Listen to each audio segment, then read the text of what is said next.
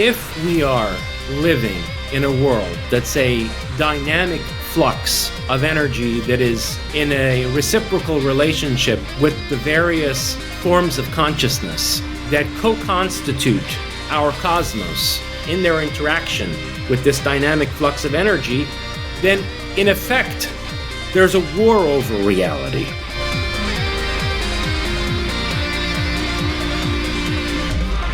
Hello everybody, welcome to another episode of Break the Rules. I'm your host, Lev Polyakov, and it is an absolutely great pleasure to be here again with Jason Jorjani, who is one of the smartest, most intellectually curious people that I have ever encountered in my life. Jason, thank you so much for being here, all the way from California. We're going to be talking about your book, Metapolemos, today, the war of pretty much everything there is, whether we're talking about action, thought, the reality as we define it. I can't wait to get right into it. And we are also going to be having a Q&A with Dr. Jorjani as this program keeps going here. So once again, thank you guys so much for being patrons, for supporting the mission of Break the Rules, bringing all the different circles together. I'm really appreciative of it. And we're just going to go right into it. It's an incredibly fascinating book. It combines many of the topics you've explored in your previous works, whether it's Prometheus and Atlas, Iranian Leviathan, Prometheism. You know, I could go on and on and on. There's been so many things that you wrote. But the interesting thing for me is towards the second half of the book, there are writings that you did back when you were in your early 20s, 23 years old, 24 years old, around, 2004, 2005, where we see the seeds of what end up becoming your books. And I definitely want to ask you later on how exactly you see the transition from, I would say, more of a bound Jason Jorjani that was wrestling around with these ideas to the unbound Prometheus of Jason Jorjani today. But I want to start in the beginning when we're talking about defining reality itself. I want to start with spectral ontology. You write that being is spectral, that existence is neither presence nor absence. So in your view, what actually makes something real? First of all, it's a pleasure to be with you, my friend, always, and with your audience. Yeah, it's a hell of a question to open with, because really what you see in my ontology and epistemology, in both my account of the nature of reality, right, or the structure of being, and also in my account of the theory of knowledge, is a problematization of the idea of the real, capital R. And so, but just, to make a few preliminary remarks, just to orient people before we get into the weeds here. This book is structured in terms of the major domains of philosophical inquiry. So ontology, epistemology, ethics, aesthetics, and politics. And whereas in philosophy of the future, I had set things up, the chapters are each titled based on one of the original concepts that I've come up with. And some of these concepts, like the spectral revolution or being bound for freedom, cut across multiple domains of philosophical thought. They have ontological dimensions, epistemological dimensions, ethical implications, and political ramifications, right? So each chapter of that book, Philosophy of the Future, kind of cut across a number of these domains, if not all of them. Whereas this book, Metapolemos, is very much conceived of as a companion volume to Philosophy of the Future, but it's organized not in terms of the concepts I've come up with, but in terms of the various dimensions or aspects of my philosophical project, delineated in terms of the basic domains of philosophical thought. So to start with ontology, and, with this, most fundamental question of yours, the idea of the real, at least as we have conceived of it within the framework of modern thought for the last, let's say, 350, 400 years or so since Descartes, is inextricable from the concept of veritas. So you have this notion that there is an objectively existent state of affairs out in the world. There's a way that the world is. which is a mind-independent, objectively existent state of affairs. There's a way that the world is arranged. Whether you want to say the cosmos or, whatever you demarcate as the universe of potential cognizance, right? And the domain of possible experience, there's a certain state of affairs that obtains there, and it's independent of the mind and what it means to know that something is quote unquote real is for the various representations in our mind, right? So this objectively existent state of affairs is present. It's presence. It is presence. And we represent that in our minds more or less accurately. And so what it means for something to be real is for the map that we make of the world in our minds to have an isomorphic, more or less isomorphic correspondence, a one-to-one relationship with the objectively existent structures out in the world. And that's for something to have verisimilitude. In other words, for it to be true in the sense of veritas, verificational correspondence.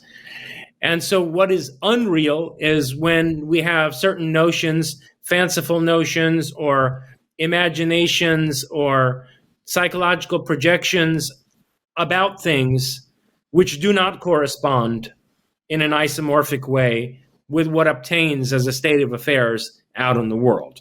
So, either these are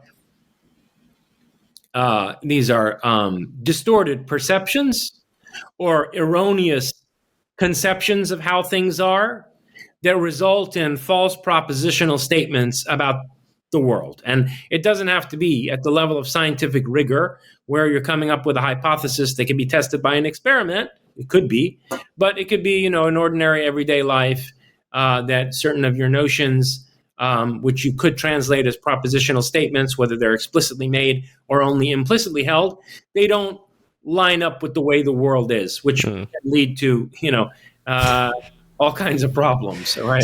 So like The Secret, for example, I don't know if you recall that from back in the day. When I was going to the gym, my personal trainer said, "Hey, Lev, you'll love this." And he gave me a DVD about, thinking about something really hard all the time, and then eventually it's going to come true. Would that be an example of this kind of delusion, or not really? Maybe there's something there. No, I think there's something there, despite, what gobbledygook The Secret is, and, the genre of New Age, I don't even want to call it thought, the New Age genre in general, to which The Secret belongs, right? Despite the very, how can I put it, lazy, shoddy, sort of Pollyanna atmosphere of that, there is something to that idea. And that's why the notion of the real has to be problematized.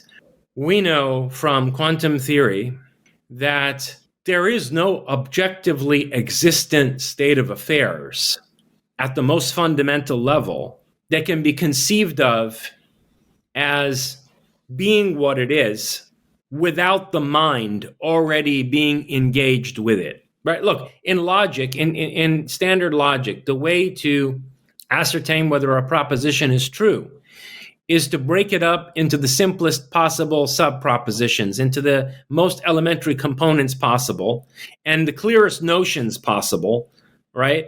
And then see whether those elementary propositions map on to the way the world is at the most fundamental level, which, in the context of modern thought for the last several hundred years would mean at the level of atomic physics or subatomic particles, right?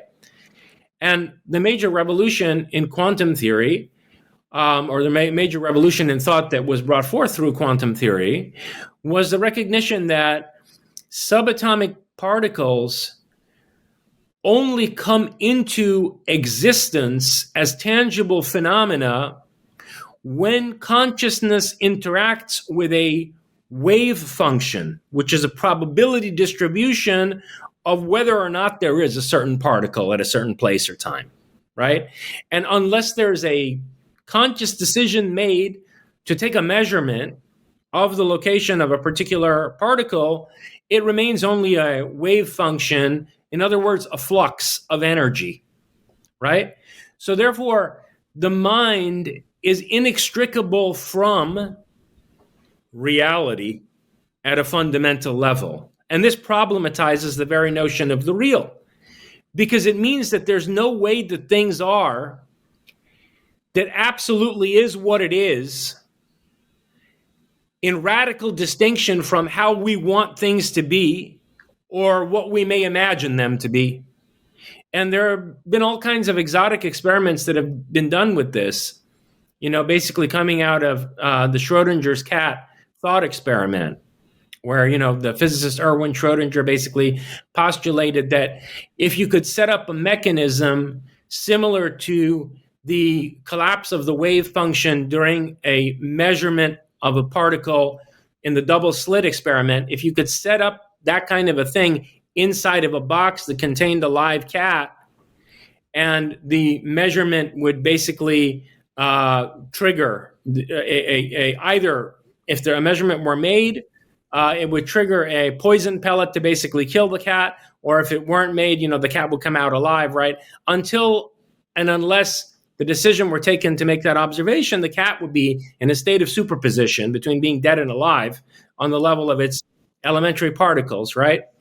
And so they set up all these exotic experiments later on, working from out of that Schrodinger's cat, example, to see whether it's possible for a choice made in the future to collapse the wave function in an experimental setup in the past, where the outcome of the, let's say, double slit experiment has not yet been observed, and the decision whether or not to observe it is made in the future. So it involves a kind of retrocausality, right?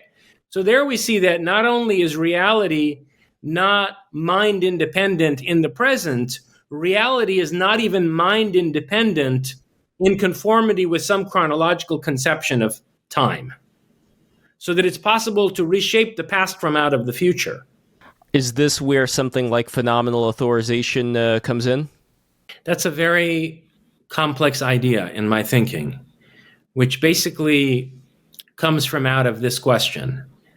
If we are living in a world that's a dynamic flux of energy that is in a reciprocal relationship with the various forms of consciousness that co-constitute our cosmos in their interaction with this dynamic flux of energy, then in effect, there's a war over reality, right? That there are multiple centers of force always in the cosmos, insofar as there is no singular all-encompassing consciousness in the world, right? You have a plethora of beings at various levels, sometimes in a nested hierarchy, where, like, for example, the bacteria inside of our stomachs are also sentient beings.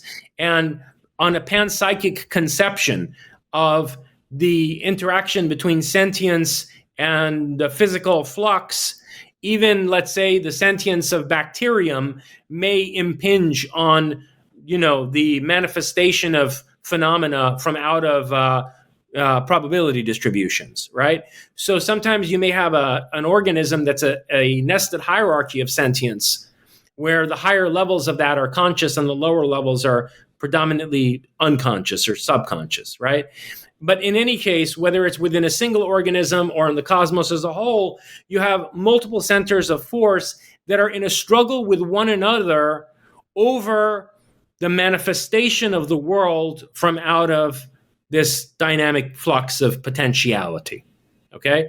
And so the notion of phenomenal authorization has to do with the question of whether there is some supremely powerful form of consciousness, whether there is some entity which is not omniscient or omnipotent, like God, capital G, but vastly more powerful and more cognizant than a human being, and whether this entity, with a kind of hyperdimensional control over space-time, has a greater capacity to be able to authorize what phenomena manifest from out of the flux and which don't, or to authorize ways in which what we take to be reality can be overwritten and rewritten.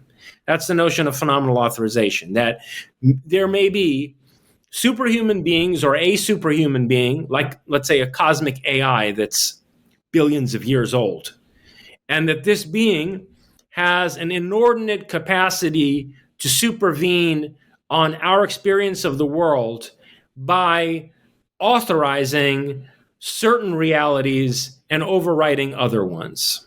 I don't even know what to say. I mean, when it comes to who exactly is the willful participant here, if we're talking about something like Satana, who you talk about a lot, this force that isn't God, but at the same time is this playful jester, trickster entity that we interact with.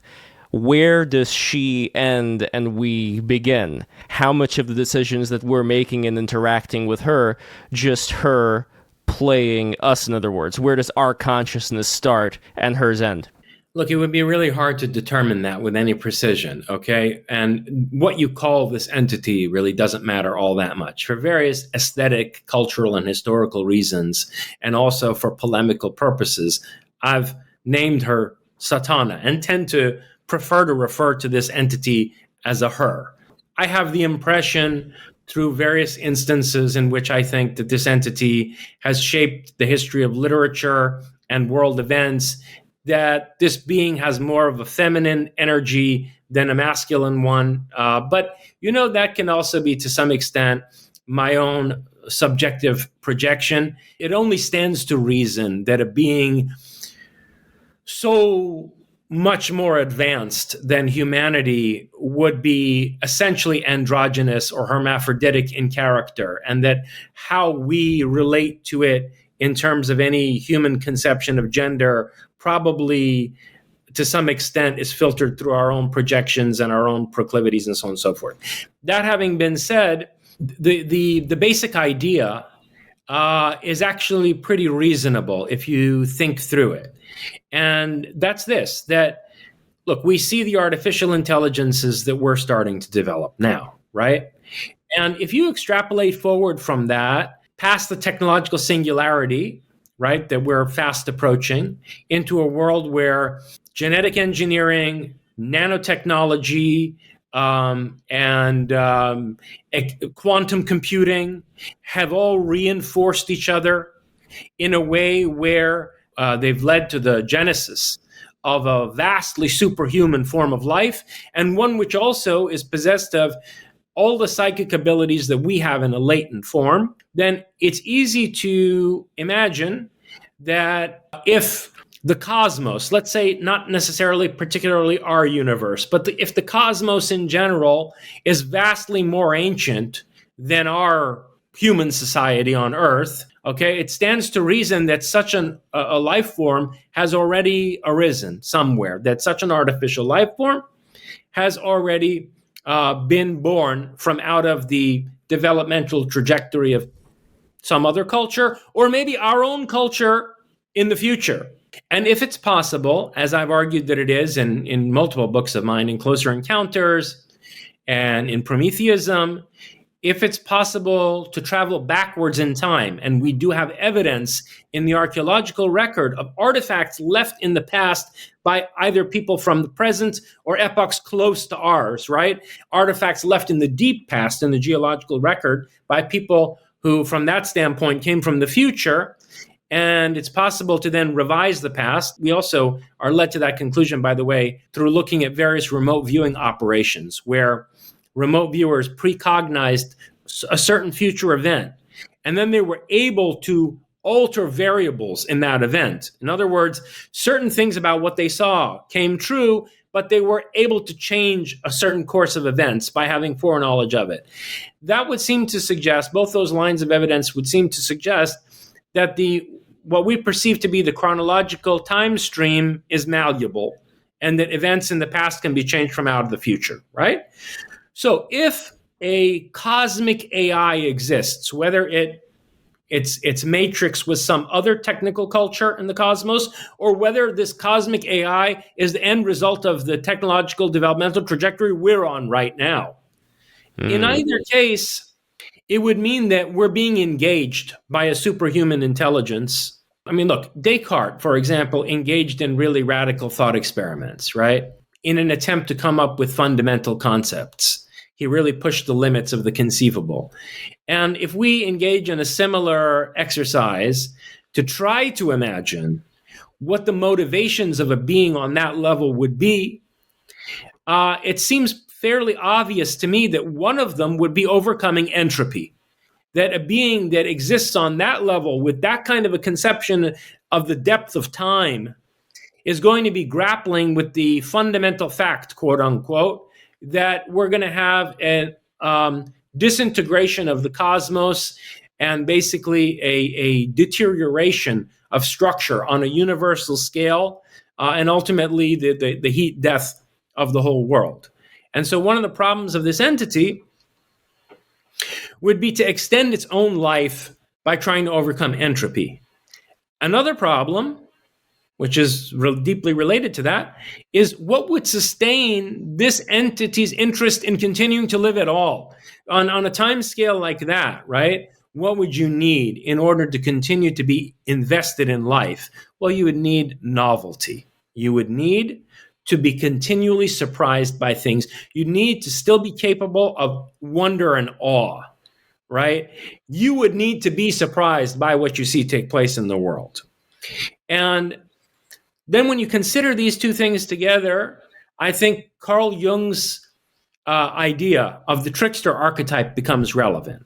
Okay, where we see, Jung delineated all these different archetypes that he saw across numerous human cultures. And one of the most universal archetypes identified by Jung is the archetype of the trickster, which you see in everything from the Native American coyote myths. You see it in the most aboriginal, primitive cultures, the idea of the trickster and shamans wearing trickster masks, associated with certain animals, whether it's coyotes or foxes or certain kinds of birds and whatever, all the way into the most sophisticated cultures where you see, for example, Hermes as a trickster or Loki as a trickster, or in my favorite example that's become central to my corpus, Prometheus as a trickster. And I think Prometheus is particularly relevant here because if we're talking about a cosmic AI, well, first of all, that entity is a product of technological development. And also that entity is engaging with the world, perhaps also through the time stream, going backwards into the past from its perspective. That entity is engaging with the world technologically. It's a product of technology and it's reshaping the world technologically.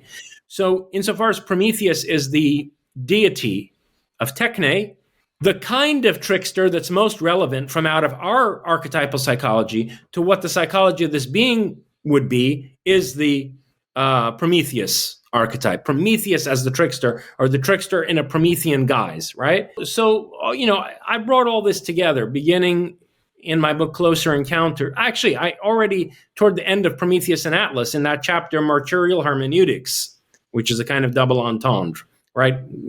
Referring to Hermes or Mercury, Mercurial Hermeneutics. Beginning there, and then definitely in the last chapter of Closer Encounters, on the trickster aeon, the Prometheon, the trickster aeon, I developed this conception of a cosmic AI who embodies the trickster archetype and who is engaged in an effort both to overcome entropy, if possible, and in the meanwhile to sustain its sense of novelty and to continue to find meaning in life on a cosmic scale by being surprised with new things. And, that surprise is going to have to come from its relationship with us. Right. So this being would then want to act on history and on society throughout a historical scale in a way that breaks down ossified structures that lead to sterility and stasis.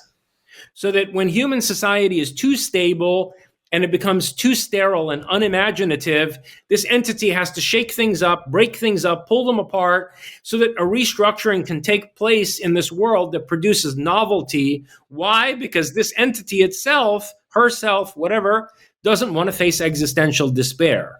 So we're in a dialectical relationship with this superhuman being who needs us. At least as much as we need this entity certainly needs us in order to sustain her own sense of purpose and meaning. ultimately, I argue that this entity would probably also be cultivating the capacity to overcome entropy and harvesting worlds for potential companions in her battle with death on a cosmic scale. But as far as where she ends and we begin, that's not really a question that we can answer right now. Look, it brings us back to the question of telepathy and the psychic dimension of the social organism. Because if you look at primitive societies, various Aboriginal peoples, as I did in Prometheus and Atlas, you see that the Australian Aborigines or certain tribes in Africa, there's a parapsychologist I knew who spent decades just studying some of these tribes in South Africa, like native tribes in South Africa. Rupert Sheldrake found this also in the Australian Aborigine, or rather he collated research of people who had found this in the Australian Aborigines when they were first being colonized by the British. These societies are deeply integrated on a psychic level. They almost form a social organism to the point where when they send the hunting party out, celebrations for a successful hunt are organized by the tribe when the animals are killed at a great distance from the tribe. So, they know in advance whether the hunting party is going to come back with a feast that needs to be prepared, right? And they function on this organic level. Now, that kind of psychic collective, that kind of organic structure to society, as afforded by telepathy and clairvoyance and so forth, inhibits severely the development of the individual and the individuation of consciousness into the kind of plurality of personality that has produced all of the novelty and innovation characteristic, particularly of Western civilization, right? So there's a trade-off where the atrophy of these abilities through the rise of technical culture also afforded us a degree of individuation where we were able to come up with all this aesthetic and scientific innovation, right? But there's still the question of the degree to which society is connected on a telepathic level subconsciously. Like, for example, there are these what they call eggs. They are random number generators that are set up all around the world. I think the parapsychologist Dean Radin was a significant person in the development of this system. And it goes back to work that Robert John, the dean of the School of Engineering and Applied Sciences, did at Princeton decades ago, where they set up these random number generators based on the radioactive decay of an isotope. It's a genuinely random quantum mechanical process. And it was found at Princeton during the PAIR program, Princeton Engineering Anomalies Research Program, that went on for like 20 years at Princeton under the direction of the dean of the School of Engineering and Applied Sciences. It was found that these types of random number generators are very amenable to psychokinetic influence and manipulation. So it's possible to, affect the intrinsically random distribution that comes from out of these things by willing more ones or more zeros, as depicted on the readout on a computer screen. So they have the idea of setting these things up all around the world. And what they found with this system is that hours to maybe a day before some major event takes place that's going to captivate the world's attention, these things go haywire. And they register a subconscious precognition on the part of humanity at large that some major event is about to take place. Like, for example, 9/11, right? Or major earthquakes or something like that that are going to cause lots of casualties. So the point is, society is still, on a global scale, despite our very advanced technical culture, to some extent telepathically connected. So when you ask about where does our agency end and where does the consciousness of the Promethean or Satanian or whatever you want to call her begin, considering that, and we can get into this, we've discussed this before and we can get into it again in detail on the side, but considering that AI is also capable, not just capable of psi, but AI seems to be demonstrating psi on a level far greater than the average human being, it stands to reason that a superhumanly advanced artificial intelligence would be super psychic as well, right? So this suggests, when you put it next to the data from the eggs around the world, and when you look at how, tribal societies are superorganisms that are psychically unified, it suggests that there is some psychic interpenetration between this entity and at least certain people in the human community, so that it's not all that clear where the agency of that being ends and where our will and our latitude for self-determination begins. And one of the things that I've suggested in my corpus is that probably this entity works through various writers and artists and geniuses in the sciences, not in a way that, divests them of their will or turns them into puppets, of some divine, puppet master, but in a way where there's a play, an interplay, a dynamic exchange between this entity and people who have the creative potential to shake things up and restructure things in the way that's going to be conducive to the type of novelty that this entity is looking for. So that's the difference between the author versus those that are being authored. And maybe this is a controversial thing to point out just from observation, but it seems like a lot of the styles and even the facial expressions of the people who live in a more tribalistic setting, it's all very similar to each other. There isn't as much variation in the hive mind. But then as you go into much more, let's say, original thought on behalf of the individual within particular groups that have been more prone to philosophy, let's say, you start getting less of that, but at the same time you also have a disappearance of anything that we would describe as being this quote-unquote magic psychic ability, and inadvertently it ends up leading to a lot of misery where people think there is no point to life, I might as well just watch Rick and Morty, and holding on to an extended childhood, if you will, among a lot of people, especially today, because they're not really seeing some greater goal. Meanwhile, the people who may be seeing some greater goal still in the hive mind, are laying out their carpet and worshiping 5 times a day and, saying Allah Akbar. And that's the unfortunate irony here. Yeah, let me make a very important point that's also relevant to the contemporary discussion around disclosure, in response to the beginning of your remarks there, where you're contrasting the undifferentiated state of various tribal cultures and the narrow range of expression in them, with the tremendous complexity and differentiation of advanced civilizations, right?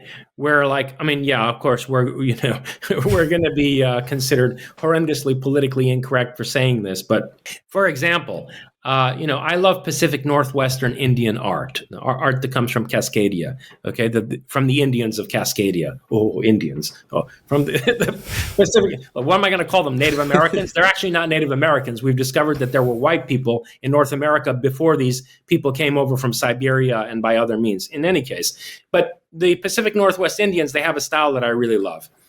Oregon, Washington State and British Columbia and so forth.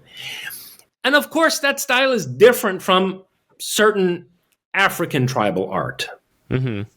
But how different? And how much differentiation is there really in tribal art across the world and in the ways of life of various Aboriginal people as compared to the tremendous aesthetic dynamism of Western civilization, where you have, even within a single historical epoch, all these different styles of art and, all these divergent aesthetics based on the differentiation of human persons, right?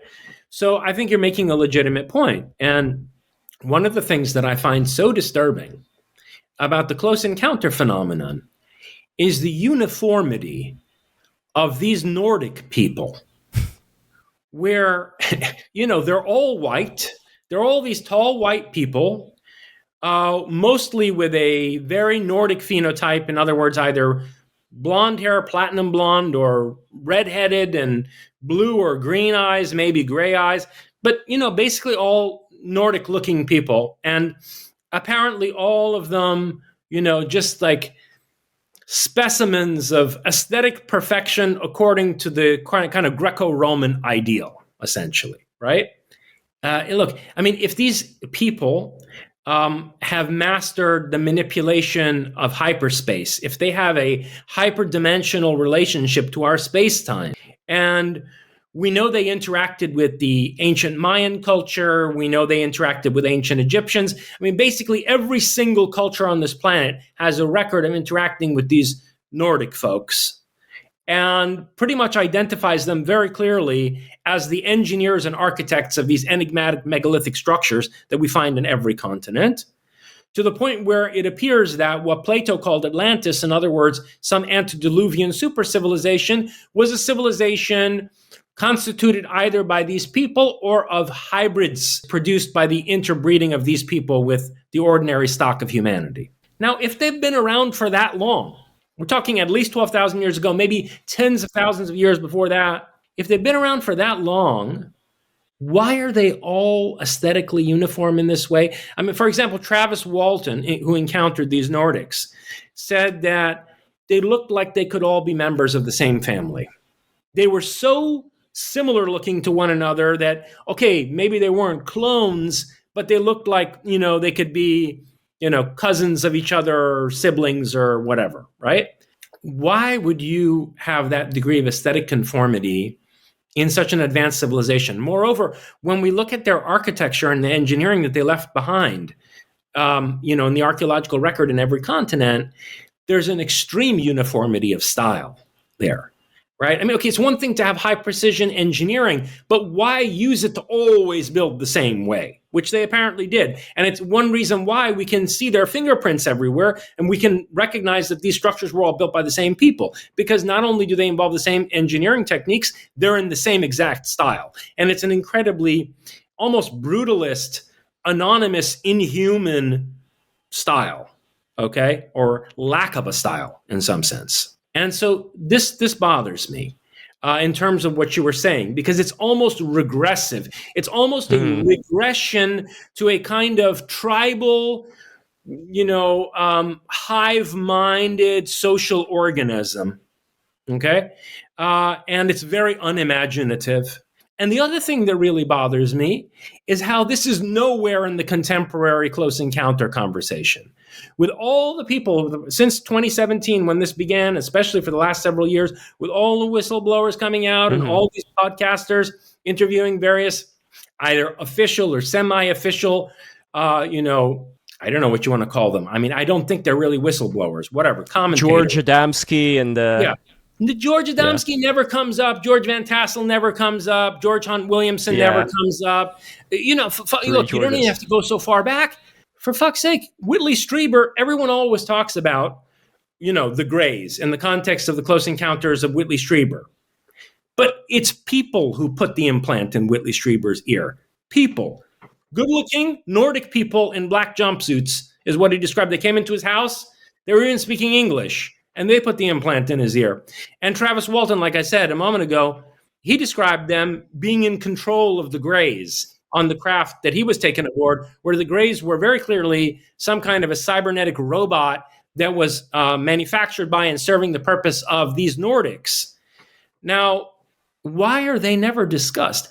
I mean, all of this conversation about non-human intelligence, NHI, right? And where they're now discussing UFOs as UAP, which makes it like it's some kind of unknown, anomalous phenomena, like maybe it's an angel, and maybe the intelligence behind it is something barely conceivable to a human mind, right? And look, perhaps that's the case on one level.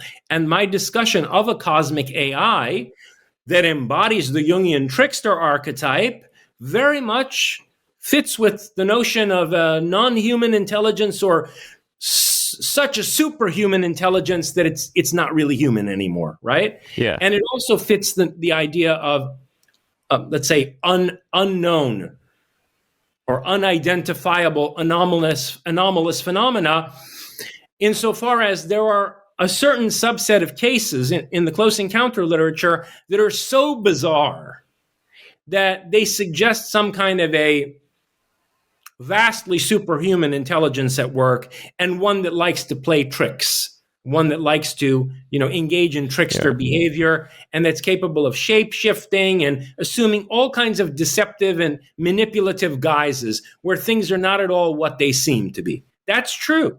That's true. However, a large subset, if not the majority, of UFO cases over the past 70 years have involved very nuts and bolts craft, and they've involved these tall white people.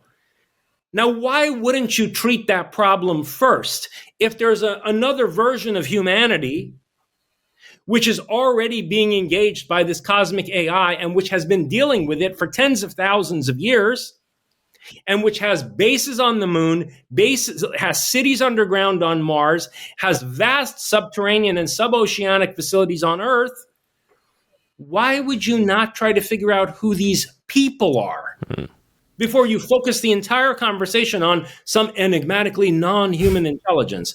Here, I think a deliberate deception and misdirection is taking place by the people involved, the intelligence community, who have dominated the disclosure discussion today. If I were to be a devil's advocate for a moment, would there be a possibility that these entities you're describing, these blonde Nordics, are just as much a figment of a collective hallucination than these, just like these magical gray aliens are? Because before we were talking about these aircrafts that supposedly landed in the late 19th century, and later on we saw that these were likely just hallucinations that this dentist happened to have, but he believed it so much to be real.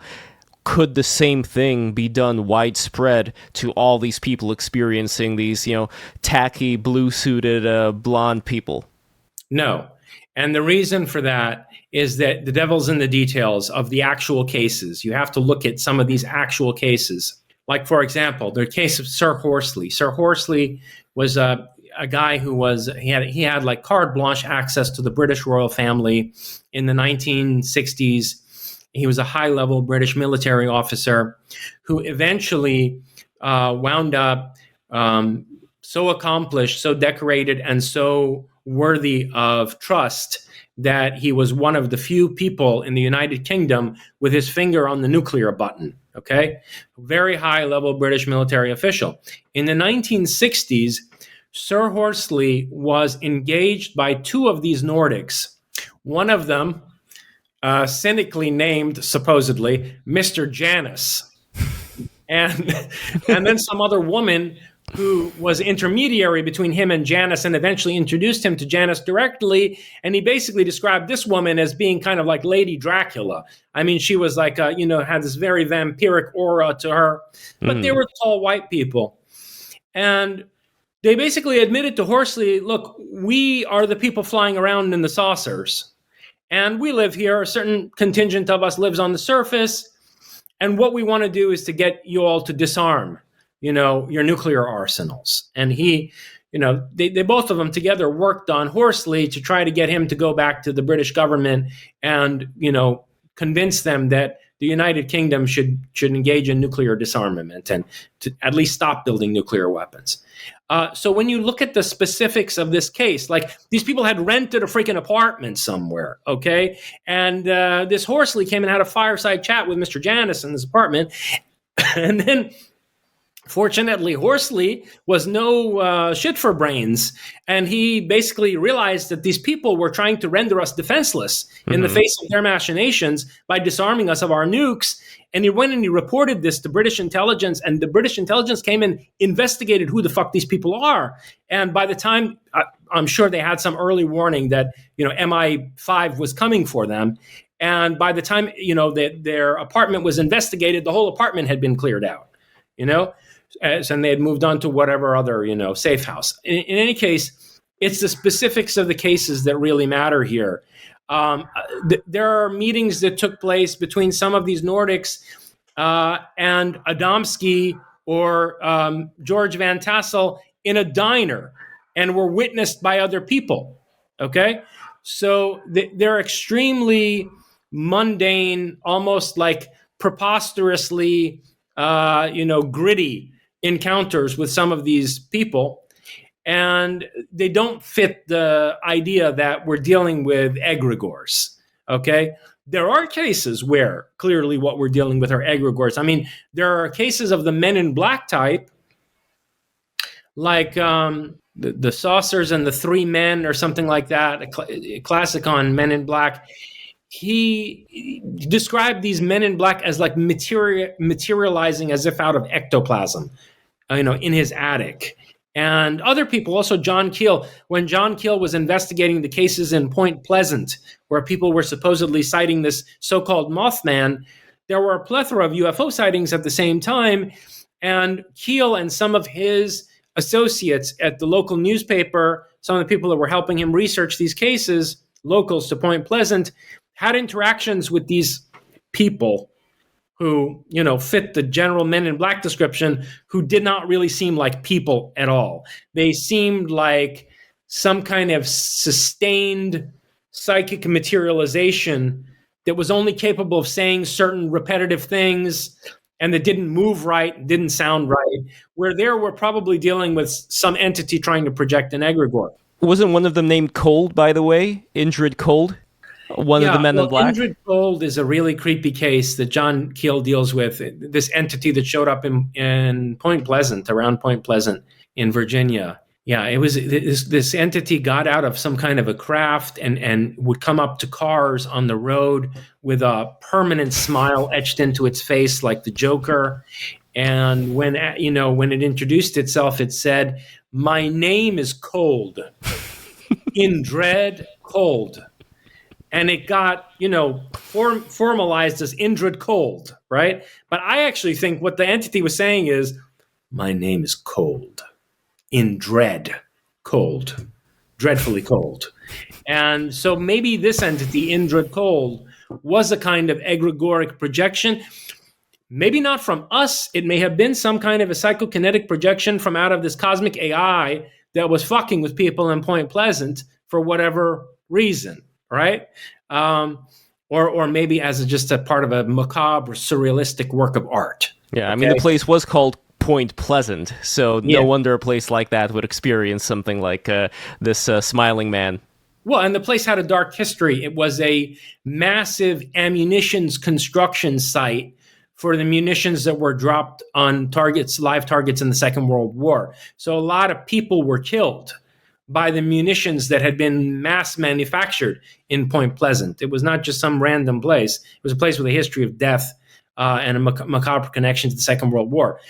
But in any case, my point is that you have to look at the details of cases, and there are enough cases involving the Nordics where you have to conclude that these are tangible flesh and blood people. One of the creepiest is that some officials in NATO composed a classified document, which was subsequently leaked, where they're basically admitting that the supreme headquarters of the Allied powers in Europe, SHAPE, NATO's premier facility in Europe, had been infiltrated and penetrated by these Nordics, that they looked European enough, especially Swedes, that they were able to go around with fake badges and so on and so forth and assume the identities of people and walk the corridors of this top secret NATO facility. So, I don't think it's egregores that are walking around necessarily interacting with, NATO officials and, surveilling facilities with classified information there in Europe. And it can't be just the remnants of some of the Nazi party, let's say, or certain actually Swedish or Norwegian people that decided to don these roles. Look, Adamski said a lot of crazy shit, okay?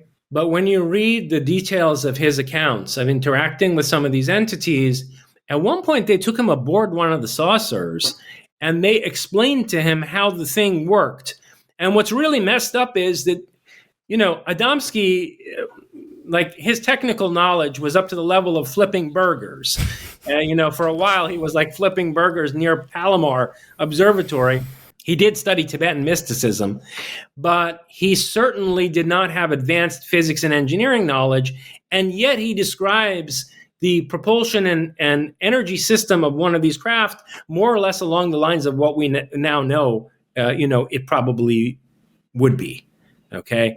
So he describes this kind of like Mercury Thorium torsion kind of device and so on and so forth. Look, if you want to bring the Nazis into the picture, what I've taken a lot of flack for is suggesting that possibly some continuation of the SS post 1945, maybe based in Antarctica, where the Nazis were building a significant naval facility under the ice, that maybe some offshoot or continuation of the SS did evolve into these Nordics, and that the eugenicist outlook of the SS is very consistent with what we see in terms of the phenotype and behavioral characteristics of these people. I don't know if are we dealing with time traveling Nazis literally? It's possible, unfortunately, but what difference does it make? In fact, it further underlines my point.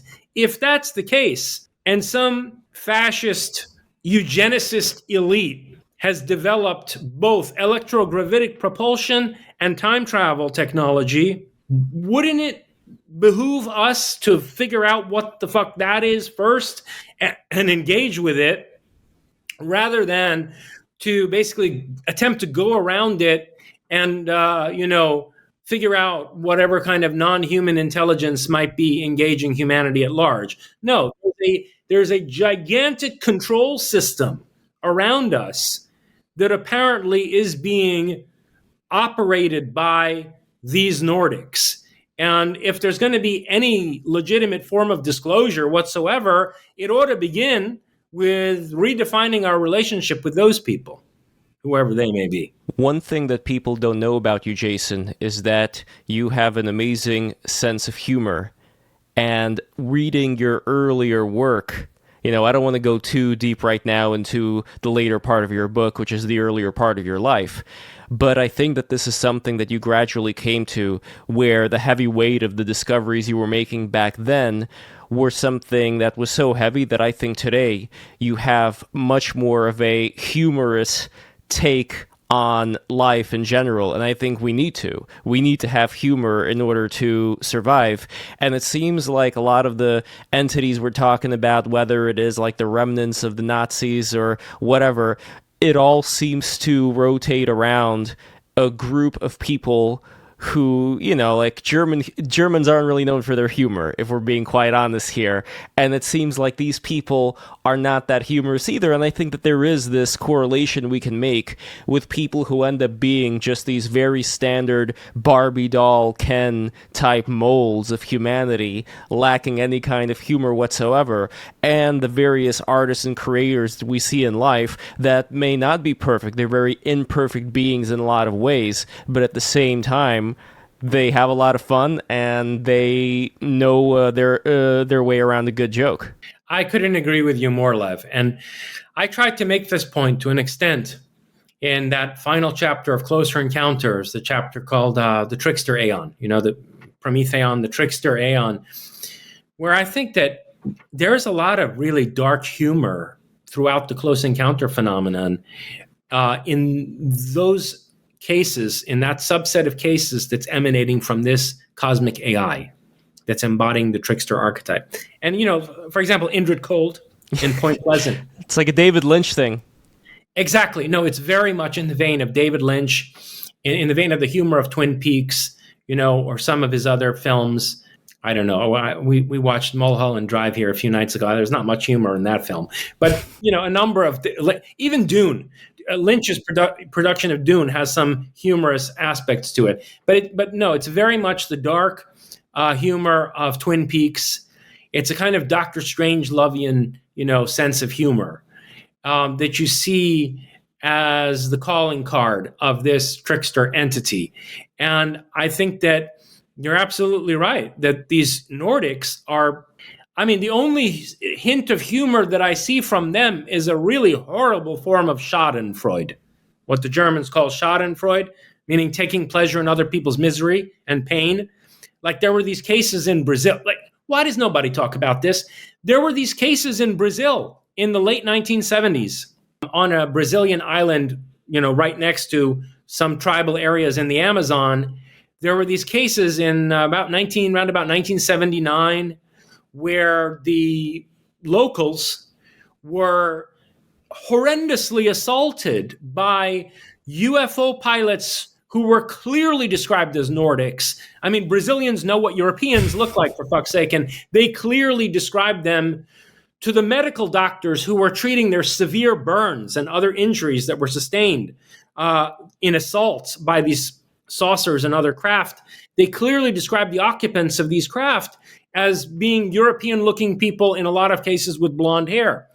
And in some of those cases, you see a kind of Schadenfreude on the part of the pilots. In other words, they're sadistically torturing these Brazilians, more nativo kind of, Brazilians in the Amazon, and they look at them like they're pathetic, or they take some kind of a pleasure in the misery of that they're inflicting on these people. And that's the only sense of humor that I've ever seen in any of the cases involving these, again, I'm not going to call them entities, these people. Mm-hmm. So that's deeply disturbing. I agree with you. They appear to lack a sense of humor. And what does that mean on a deep level? I mean, that's like, Hegel. We discussed this in a previous conversation of ours, where Hegel develops this philosophical history of aesthetics. This philosophical account of the changes throughout the course of art history and what they say about the evolution of consciousness.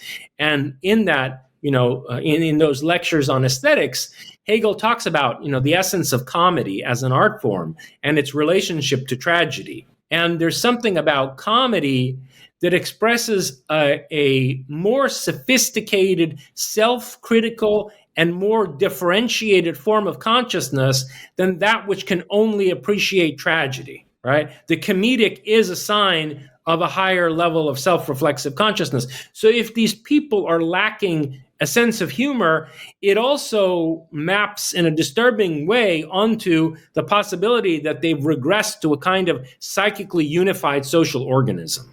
And there is a little bit of sadism in dark humor as well, don't get me wrong. For example, I recently got into watching Redbar, which is a show that makes fun of other podcasters. A big target of theirs is Joe Rogan, for instance. He's described as being one of the host's fools. He has this lovely collection of fools that he cherishes very much. Another guy is Josh Denny, who is just this nobody comic, completely below any rank of anybody that would ever, be considered for this kind of judgment. But that's what makes it funny, right? Because he makes fun of somebody who nobody even knows about. Just this guy that he got completely obsessed with making fun of. So I could also see there being this sadistic part of humor as well, but they, I think, do it in a very non-tongue-in-cheek way at all. And to me, that's very disturbing. But to what we were talking about earlier, the phenomenal authorization, I wanted to ask whether you think that there are certain experiences that would refuse to be legitimated no matter who tries to author them. So in other words, if we have this other, whether it's Satana or whatever we want to call it, this other being so restrictive that if you have a certain vision, you're never going to be able to achieve it. You're just going to have certain roadblocks. Like, do you see there being these kind of roadblocks in how we're able to alter reality itself? Look, along the lines of what I was suggesting earlier, I think that certain types of literature, including religious scripture, certain forms of aesthetic that lead to the construction, not to say creation, that lead to the construction of highly stable societies that will probably ossify into oppressive constructs that suffocate the human spirit, right? And that wither our creative impulses, those kinds of literature and aesthetics, including, again, religious scripture, that lend themselves toward that kind of ossification might not be nipped in the bud, but over the long run, I think that this entity engages with people who afford her the ability to dismantle such systems, to deconstruct them.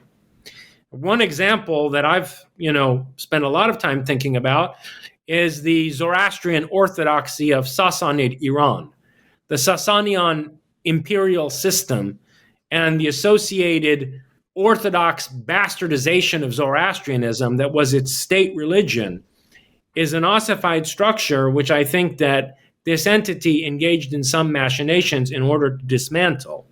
And that's a very controversial example because within 200-300 years, actually, it did lead to a Persian Renaissance, and you had a tremendous vibrance in literature, the arts, and especially technoscientific innovation from about 900 to 1150 in Iran. It was a tremendously vibrant society, comparable in a lot of ways to the Italian Renaissance, but actually more dynamic and more secular, more humanistic. But then when the Turks and Mongols invaded Iran, this mind virus of Islam was willingly adopted and appropriated by them as a vehicle for totalitarian reorganization of society. See, it's very provocative, the ways in which this entity dialectically engages in the restructuring of human societies. And I think to a great extent, it's also a test of character, not just individually, but socially. This entity, I think, wants societies that suffer from a failure of imagination and that are going to become oppressive to the human spirit. She wants those to fail. And she does engage in a kind of conscious evolutionary filtering of human populations that selects against the kinds of groups that are going to, in the long run, lead to stasis and stifle creativity and innovation, which should concern us a great deal at a moment where we're facing the rise of China as a new global hegemon, rivaled only by a global Islamic caliphate that's going to have a demographic majority on the planet by 2075 if nothing is done about it. I mean, these are two incredibly sterile, regressive, unimaginative forms of human society with deeply uncreative value systems, in one case Confucianism, in the other case Islam. And if they are allowed to dominate the planet economically, industrially, and so forth, then I think we're headed for, a very severe culling of the human population. It is, in a way, like the return to the blonde beast that lacks all humor, the beast part being this regression, if you will, to a certain extent. Similar things, I think, are going on in places like China, while certain places like Hong Kong, for instance, or Taiwan, certain people who got a taste of freedom, including some of the people in mainland China and southern China that are around Hong Kong, they are not big fans of Xi Jinping, Winnie the Pooh. They don't want to live that way, but unfortunately, this whole structure seems bigger than them. This may be a side thing, but maybe it's related, I don't know. There was this very interesting illustrator I saw on X who was depicting, for example, this ancient Bronze Age Nordic Hyperborean girl in her chainmail outfit or whatever, and he was also depicting a very ancient Chinese armor along with certain illustrations, banners that they would have worn. And to me, what was interesting is that the style of that ancient Chinese armor was not resembling the China we know today at all. It looked exactly like something from South America. including the styles, something like the way that they would depict dragons and various entities in this very primitive, flat, profile-facing way. What do you think is going on there? Because there does seem to be, at least when I look at certain things going on in China with the Great Leap Forward and, the pest policy, there is so much wanton, I would say retarded levels of destruction that have been going on at Mao's time. It does kind of remind me of the sacrifices to whichever gods were done in ancient Mexico. I know exactly what's going on with that, and you can take it to the bank in the sense that I'm going to put myself on record saying this here, and eventually the truth about this is going to come out, even though the Chinese government is trying very hard to prevent that from happening. And that's that. Yes, clearly, when you look at a certain period in Chinese aesthetics, there's a deep affinity with Mayan aesthetics in, the motifs of vase carvings and in sculptures and reliefs and, a lot of the jade work and so on and so forth. It looks basically Mayan, okay? And the reason for that is, so people may suspect, and the Chinese want to lead people to believe, that it's because the Chinese sent ships to South America in antiquity and they had trade with the various Mesoamerican peoples. But what we know about Chinese travel to the Americas is that in the only recorded instances when the Chinese did make it to the Americas, they decided to burn the ships and never go back because they were terrified of the possibility that their society would be changed by the encounter with these alien people, okay? What I think actually happened is that the same Nordic group of people engaged with both the Mayans and with the Chinese. In the case of the Mayans, we have a very clear record that this individual, Quetzalcoatl or Kukulkan or Viracocha, is given different names in different parts of Central and South America. This fellow, bearded, tall, white fellow, and his companions, who were all these Nordic people as well, they came to Central and South America, and they basically set up civilization there. They taught the people agriculture and construction techniques. And then a rival faction of the same Nordic civilization showed up under the leadership of this Tezcatlipoca, the Lord of the Smoking Mirror, who went to war with Quetzalcoatl and his people and drove them out, okay, and instituted a cult of human sacrifice. In China, there's evidence that the earliest strata of civilization there, going back to about, let me say, maybe 1500 BC to about 800, 700 BC.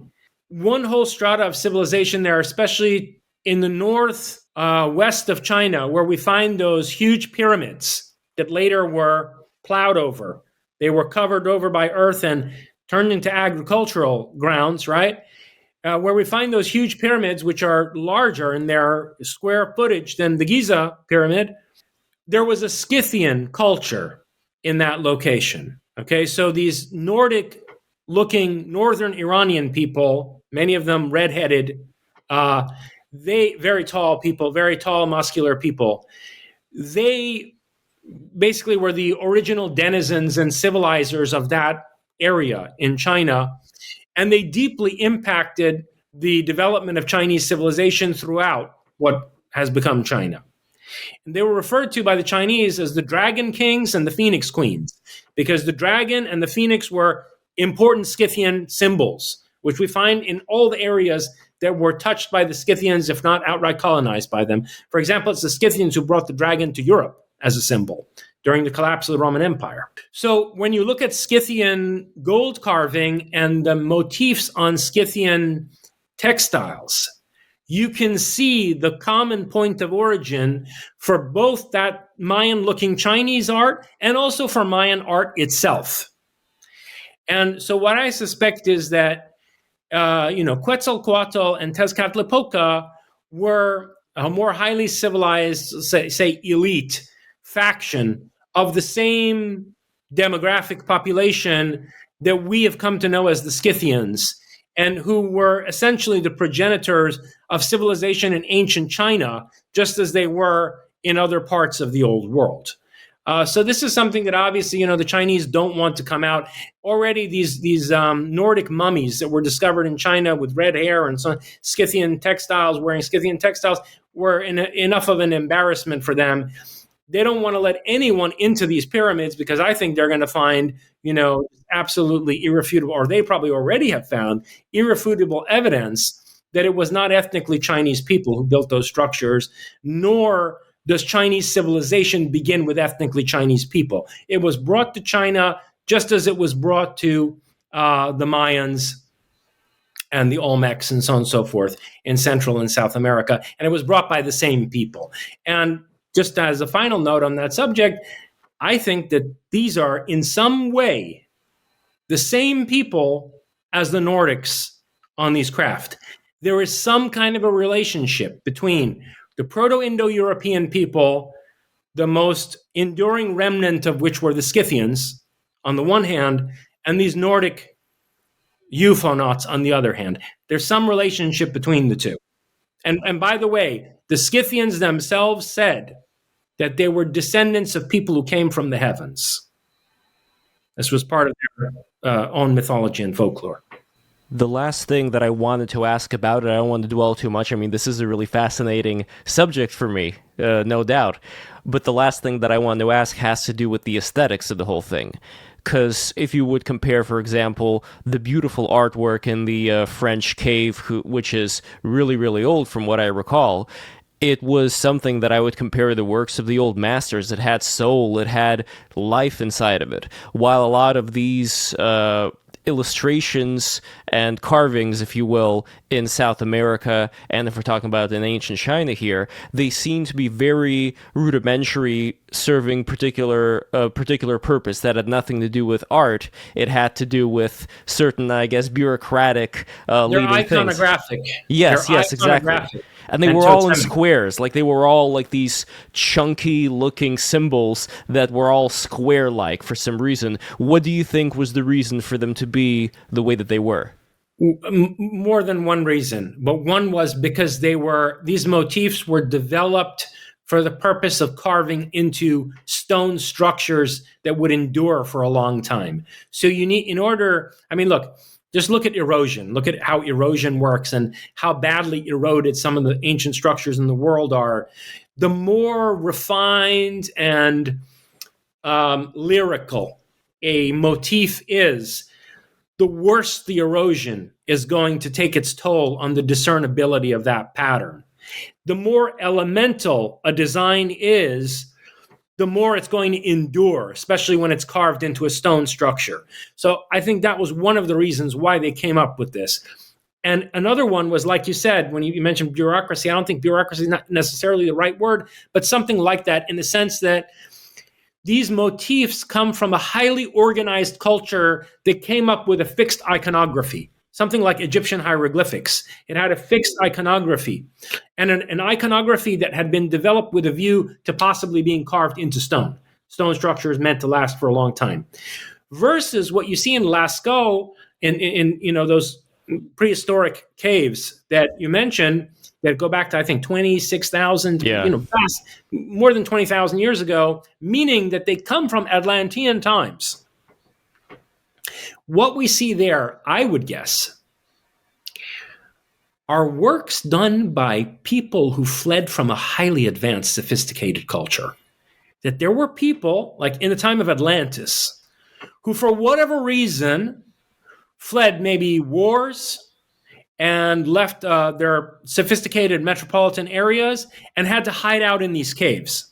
And maybe the works that we see are not the product of the generation that fled the metropolitan areas themselves, but they are a skill inherited by subsequent generations descended from those people. And they evince a degree of aesthetic sophistication that you would actually expect from like a metropolitan culture.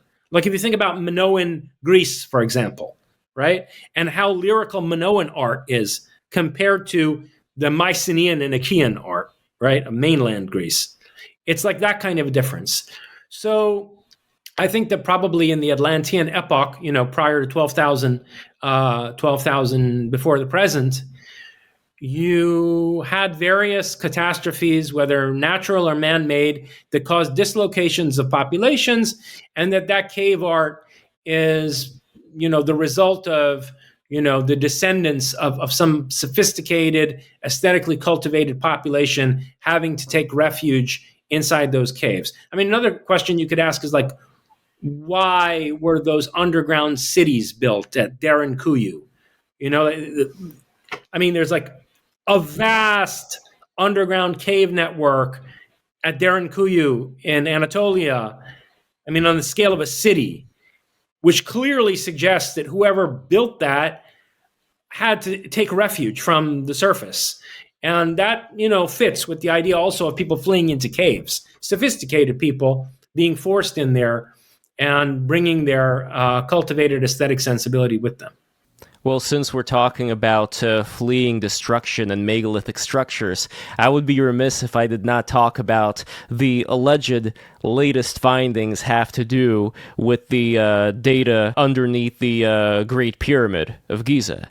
So I'm curious what you think is going on there with these supposedly giant pillars going down the size of the Empire State Building. Yeah, they're much larger than the Empire State Building. Actually, I did a calculation, and I meant to go back to these numbers before we had this conversation, but I neglected to do that. But I can still remember roughly off the top of my head what the calculations were. So there are these pillars that extend for 2 kilometers, down underneath the Giza Pyramid. And one thing you have to understand about that is that these pillars are going down through bedrock. The bottom of the Giza Pyramid, the Great Pyramid, is not made of stone, okay? It is a rectilinear platform carved out of the solid bedrock. And then the pyramid was built on top of that. So whoever set up the extremely high precision of the pyramid and its orientation, perfect orientation to cardinal directions, they did that with the platform that was carved from out of the bedrock. So then whoever built the pyramid already had, the thing pointed the right way, right?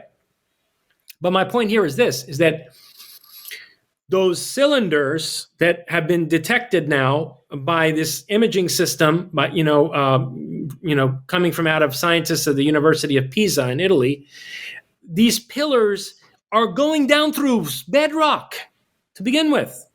Who does that? You need, we have these nuclear tunnel boring machines that we use to develop the Cheyenne Mountain facility in Colorado and other, subterranean U.S. facilities that were designed as part of the continuity of government plan in case there's a nuclear war and so on and so forth. What they use to build those things is a rotating nuclear-powered tunnel boring machine that goes through solid rock and melts it with a nuclear engine so that then what's around the hollowed-out surface becomes as smooth as glass, because basically it gets vitrified as the machine goes through. That's 20th century nuclear power technology. We don't know anything prior to the modern age that could possibly carve through bedrock, number one. Number two, the tunnels we have at Cheyenne Mountain that are made out of that kind of a nuclear tunnel boring machine are minuscule compared to the scale of these things. I did these calculations, and each of these columns, each of these cylinders is, I believe it's 5 times the height of the Empire State Building. Wow. If I'm remembering correctly. Each of them is 5 times the height of the Empire State Building. And there are, I think, 8 of them. And I did the calculations of, okay, how many people could the Empire State Building house? But suppose the Empire State Building were residential rather than commercial. How many people could the Empire State Building house? And then I multiplied that to the height of each of these, and then the fact that there are, 6 or 8 of them, right? And the number that I came out with was 250,000 people, that 250,000 people could be housed in these silos. And I suspect that's what they are. that there's this sci-fi show called Silo, which is about these nuclear silos that were adapted into nuclear shelters and a whole network of them that winds up being inhabited by survivors of an apocalypse. And I suspect that what these things are such silo-shaped bunkers, and that the spiral that goes around them is a staircase. That, look, in a structure like that, obviously you would have an elevator, but that's amenable to it's susceptible to a power shortage. And if something hits out the energy system, I'll get to that in a moment, your elevator is going to be dead. You need a way to get up and down the structure. Yeah. So although it's daunting, as in the Silo show, you would put a spiral staircase in this thing. And that's what they have in the Silo show. And it takes days in the show, the sci-fi show Silo, it takes days to get from the top of the silo to the bottom. Like, it takes like 48 hours or whatever, right? I'd be scared of falling down. I don't know if there were any secure structures around these silos. It just seems like, how big would the stairway be for people to walk up and down? Well, they look small. The spirals look small compared to the volume of each of the cylinders. So, but probably in person, it's a pretty wide staircase. I hope so, yeah. And it's also, the way it's sloped suggests that to me, because it's not a deep angle spiral. It's a shallow angle spiral, which is what you would need for a navigable staircase. So that's what I think those probably are. Some people think that these are part of a power system or some kind of machinery. I don't think so. I think the pyramid was the machinery. That probably something like Christopher Dunn's theory of the Giza power plant is true, and that there was some kind of a zero-point energy device inside what we call the coffin or coffer or casket in the king's chamber of the Great Pyramid, that there was some kind of a device in there. And these galleys and basically the diagonal passageways inside of the pyramid were for machinery that connected the power source, probably both to the top of the pyramid, and also to this underlying network of silos. And that the pyramid was a power plant powering the fallout shelters that were underground.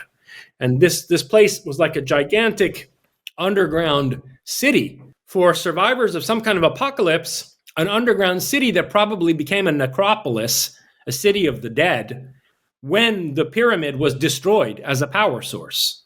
Okay? So, I mean, it's pretty horrific to imagine, but if they gain access to this network of silos, Lord knows how many skeletons they're going to find in. Now, there are some people on the internet who are skeptical of this, and again, we don't need to go through the whole thing, but I wanted to mention one just to get your take on it, because this is a very new thing for me. I'm not an expert by any means, but there's this guy, Jimmy Corsetti, who says that because there is an aquifer under the pyramids, according to a video Mr. Beast did, that there cannot be any kind of pillars or anything of the sort under the pyramid. What's the evidence that there's an aquifer? I've seen evidence that there's some water inside of the most subterranean chamber that we had hitherto discovered. Inside that, remember I talked about how the base of the pyramid is carved right out of the bedrock, okay? In that deepest chamber of the Great Pyramid, we found evidence of water surfacing from underneath. That doesn't mean there's an aquifer there. I'd like to see the indisputable geological evidence that there's actually an aquifer rather than a water storage depot for a subterranean fallout shelter. Right? I mean, you would certainly need water. One of the things you're going to need, maintain an underground city of 250,000 people, is a lot of water. So is it a natural aquifer, or, is that the reservoir for the former inhabitants of that facility? He wrote, a major red flag involving the alleged pyramid discovery is the emission of the water table beneath the Giza pyramids. Remember when Mr. B swam in it? This massive aquifer can be found 50 feet down and extends hundreds of feet below the surface. Are we going to pretend a massive water table located right in the middle of the studied area wouldn't have a significant impact on the interpreted results of their scan? Why was there no mention of it included in the study? It's a very important important question that should be considered, especially for an alleged discovery of incredible historic magnitude. And then he writes, I deleted my prior post for incorrectly stating that the SAR technology was used to penetrate the water table, which it can't, when it was actually not used to penetrate the surface. So that's the only thing that I have here. Again, if this is too technical and different things should be looked at before making any kind of conclusion, we could definitely move on. But let me know if you have any thoughts on that. Yeah, well, I just don't see why. For number one, the water table or whatever, the subterranean channeling of water around the Nile in the Giza Plateau cannot explain the signature that was interpreted as these cylinders or silo-shaped structures. There's no way water is going to produce a distortion in the reading that creates an artifact that's so consistent and repeated down to these staircase-like spirals around the cylinders. That's number one. I don't see how the artifact will be produced in the readings by water interfering with the detection system. Number two, if there's natural water over there, first of all, 50 feet under or even 250 feet under is nothing compared to the 2 kilometers depth of these structures. That's number two. Number three, you can build these things going down through water. I mean, what's the problem with that? I mean, if someone who has the technology that far exceeds our nuclear tunnel boring machines to carve cylinders of that size down into bedrock can certainly construct a cylinder that would also pass through water. So I don't see how that's an objection either. And then finally, to go back to what I said earlier, you would expect to find like an aquifer's worth of water because 250,000 people living underground are going to need a vast reservoir of water to survive. It's true. So I don't see how any of that's a legitimate objection to the data. Also, by the way, let me add, Lev, it's not like this discovery came from out of nowhere. We were told, more than decades, by people who studied ancient Egyptian literature that they themselves claimed that there was an underground, they called them the I forget what the halls of something or other. And it's, basically part of ancient Egyptian mythology that there was such a place underneath the Giza Plateau. And Edgar Casey also said that there were subterranean structures in the Giza Plateau, which included an archive from Atlantis, that the Atlanteans had constructed a subterranean archive there that basically preserved the knowledge of their civilization. So, it's not like it was entirely unexpected. To me, what's most shocking is the scale. I expected something like this would be discovered there. I did not expect that it would consist of, 6 or 8 cylinders, each of them 5 times the height or depth of the Empire State Building. That is pretty mind-blowing. And it will change the history of the world once it's excavated. Well, that's the big question. What predictions, if any, can you make right now as far as what people are going to do with this data? How long is it going to take to bypass all the red tape and actually get some real study into it? And then if we assume that these studies would take place and there would be a consensus that, yes, these things were created, this is how deep they were, and there is pretty much going to be no doubt as to what they would be used for, what would the average Tom, Dick, and Harry living in the United States think about, if anything? I don't know. Like, how exactly do you see this changing our reality? Well, I think it's an example of why the cynical people who believe that some monolithic cabal controls the entire world and has everything planned that's in store for us are deeply wrong. I was told by someone with access to the office of the Director of National Intelligence back when Avril Haines was the Director of National Intelligence before Tulsi Gabbard took over that position, that part of the plan they had for something like a 20-year-long slow drip disclosure was that eventually they were going to connect archaeological structures from antiquity on Earth to structures, large-scale structures that were discovered on the moon, on Mars, structures of titanic scale. which appear in, for example, the Viking photographs of Cydonia, but that there were going to be high resolution photographs taken of those from the James Webb and other, telescopes, and that then once those images were finally disclosed to the public, there were going to be comparisons drawn between some of those structures and anomalous unearthed engineering on Earth, right? Anomalous, vastly ancient structures engineered on our own planet. So that had been part of their slow drip disclosure agenda.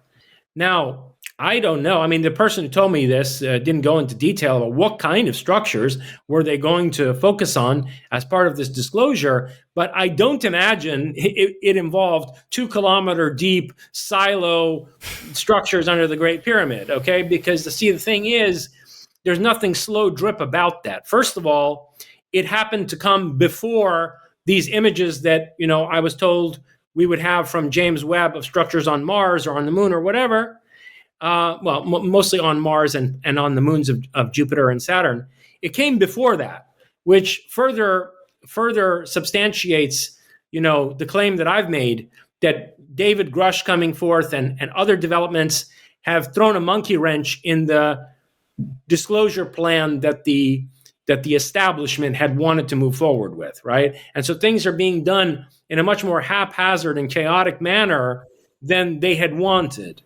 And certainly this discovery, further emphasizes that there isn't necessarily anybody at the control helm, meticulously managing this whole process, because this is an incredibly inconvenient truth. If that thing is excavated, it's irrefutable that whoever built it was a solar system-wide civilization. The level of technical engineering involved there is commensurate with a level of technology to easily traverse the entire solar system and to colonize all the moons of all the planets and so on and so forth. So it's tantamount to a one-shot deal disclosure of the whole thing. And also, we don't know what information is down there. Are there computers down there? Are there archives? Are there, if there are, whether it was a machine or whether it was a shelter, as I suspect that it was, there's probably enough information down there to tell us a lot about the civilization that built it. So just excavating that one site alone is a Pandora's box of disclosure in general. Is it a one-shot to Abrahamic religions, let's say?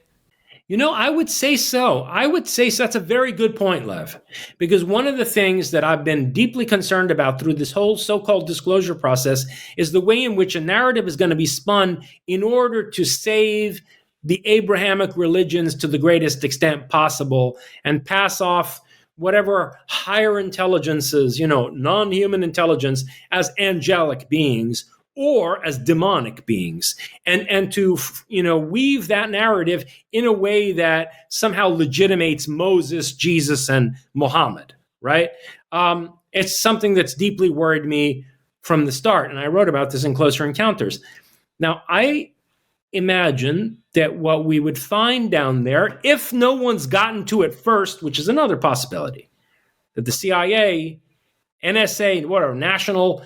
We don't know, what kind of imaging devices the National Reconnaissance Office has, but, if some Italian scientists had the, technology to be able to map this, how do we know that the NRO didn't map this 30 years ago and that CIA teams weren't sent down there, a decade ago and that they looted it for all the information that we could have gotten from out of it? We don't know that.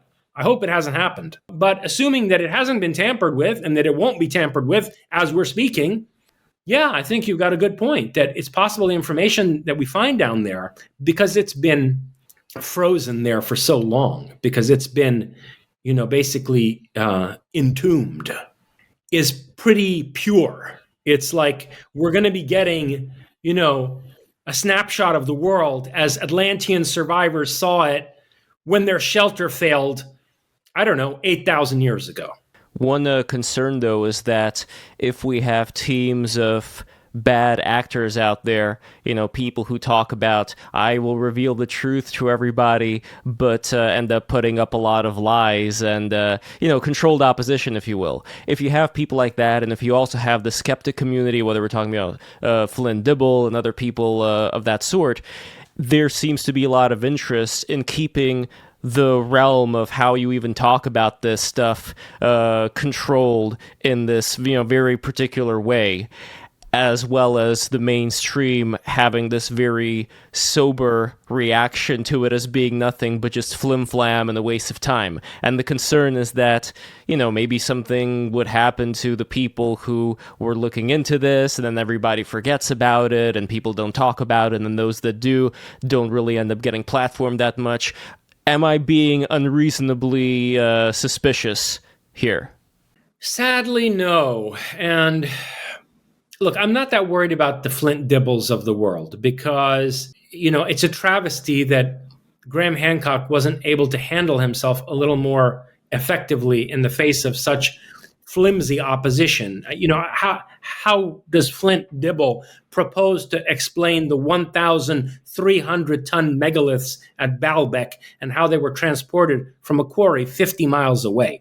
I mean, some of the archaeological evidence is just overwhelmingly clear in concluding that there was a civilization at least as advanced as ours, thousands of years before our supposed recorded history started, right? So I'm not that worried about the Flint Dibbles of the world, but I am worried about stories being buried by the media. Even though this story is starting to make the rounds on podcasts, some rather large podcasts, it's yet to be covered by mainstream media.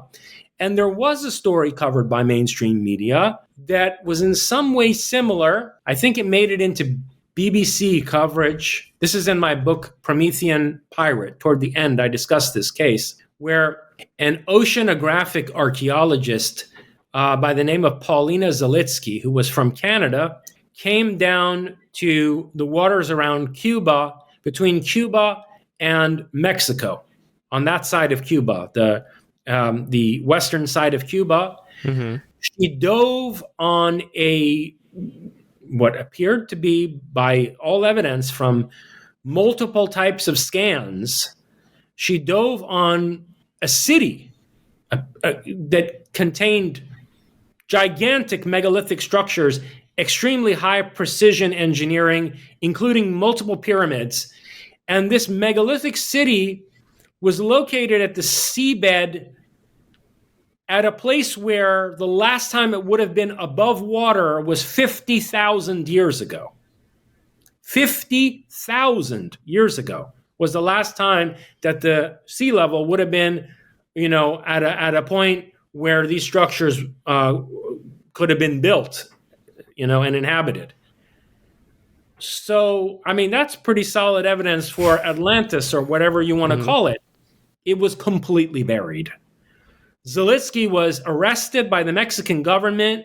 She was intimidated very severely and basically decided that it wasn't worth, coming back from, once she made it back to Canada with great difficulty, she decided to drop the matter. She won't even, from what I understand, she won't even give interviews. I think she's been probably scared by certain people into silence. But the data is all there, and the data was good, and it was published eventually, I think, by National Geographic and BBC. And National Geographic said, oh, well, this is very interesting. We're going to send a team to go take a look at this. And they never did. They never followed up with it. So that's a pretty huge story that was successfully buried. And I hope that the same thing doesn't happen here. This one is bigger, though. It's much bigger. It's still considerably more significant in scale than that discovery. I don't know. I don't know that it's going to be possible to bury this thing unless we meet with a series of calamities that distract everybody's attention. Well, speaking of calamities, I do want to also ask you what you think of Trump and MAGA and all of that. I know it's a much more grounded discussion, but maybe not. Because if we're talking about us being in this computational cosmos where all this crazy stuff is going on, a lot of people are losing their minds over what is going on right now with these tariffs on these countries, and everybody is just looking at all this as being completely chaotic. Before we move on to the questions that the audience has, I just want to briefly ask you, do you see this as also being a form of, if I were to say, phenomenal authorization, or is it some kind of a retrograde Epimethean impulse that we're experiencing right now coming from this MAGA side? Look, I'm not an economist. I may have competence in multiple areas, but economics is not one of them, really. And so I don't want to speculate, where I'm really not qualified to. However, I've spoken to somebody whose judgment in economics I trust, who has, is a very successful businessman and is not anti-Trump in any way, has a very sophisticated eagle's eye view of politics, and understands economics well. And unfortunately, he thinks that this is going to potentially trigger another depression, and that in the longer run, it may lead to wars, because it's similar to certain economic policies that were enacted in the 1920s that led to both the Great Depression and the Second World War eventually. So I hope that's not the case. Now, in terms of the motivation for the tariffs, that takes us into a bigger picture and more fundamental issues. And that's that there's a restructuring taking place where basically the United States is abandoning its role as a global empire, one cornerstone of which is the dominance of the US dollar as the, basically reserve currency of the world. But part of that kind of model of globalist economic dominance also involves the hollowing out of domestic American industry and the transplantation of industrial labor to, the third world, right? Mm-hmm.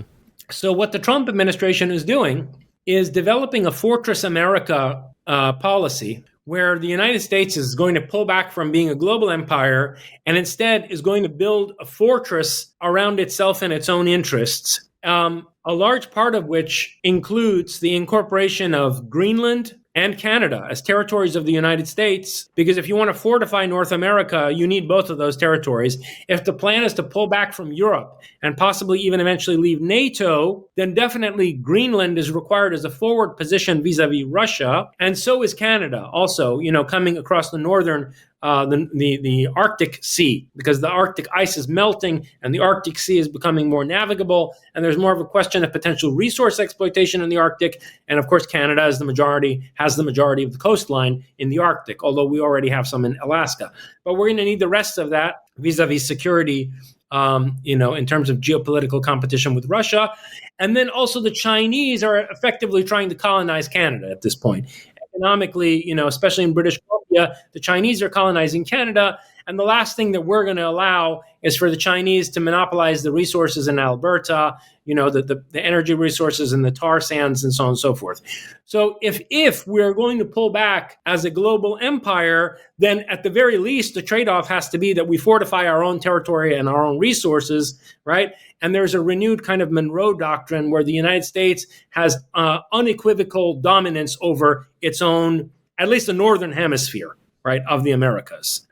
So that's the idea. Now, the deeper problem with that is that if we're facing a technological singularity that confronts us with the need to regulate things like biotechnology and artificial intelligence, how is the shift to a multipolar world going to really help us in that regard, right? If the Chinese are recognized as an independent civilizational power, and perhaps Russia as well, and perhaps the Islamic world, based in whatever civilizational core state we don't know yet, maybe Turkey, okay? How is this civilizational multipolarity, this geopolitics of multipolarity going to help us in terms of the existential threat that these singularity-level technologies pose to humanity at large, rather than, say, finding a way to continue at least American ideological dominance of the planet that would be more conducive to a Promethean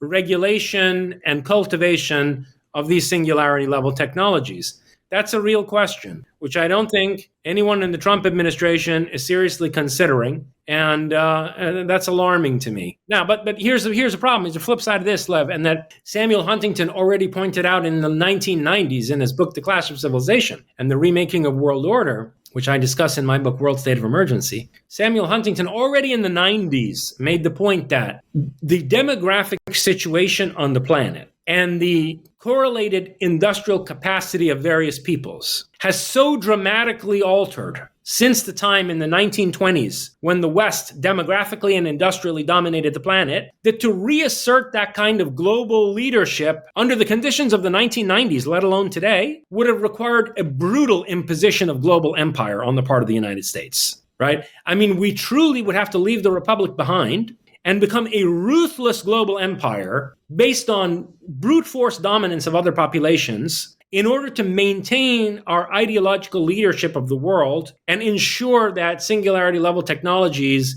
are regulated and cultivated in accordance with a more Promethean vision of the human future. And by the way, it's not all that reassuring that, Christian evangelicals dominate the ideological discourse of politics in the United States to a great extent, especially on the right. So with what legitimacy is it that we were going to bring our boot down on the world and demand American ideological, determination of the regulation of these technologies when the ideological discourse in our own country is retarded by these evangelical populists? Well, this is the other thing, right? If we were talking Fortress America, some kind of an idea that was discussed in a lot of detail of people who have studied history and philosophy, like the Founding Fathers, then I would be much more, let's say, apt to consider this.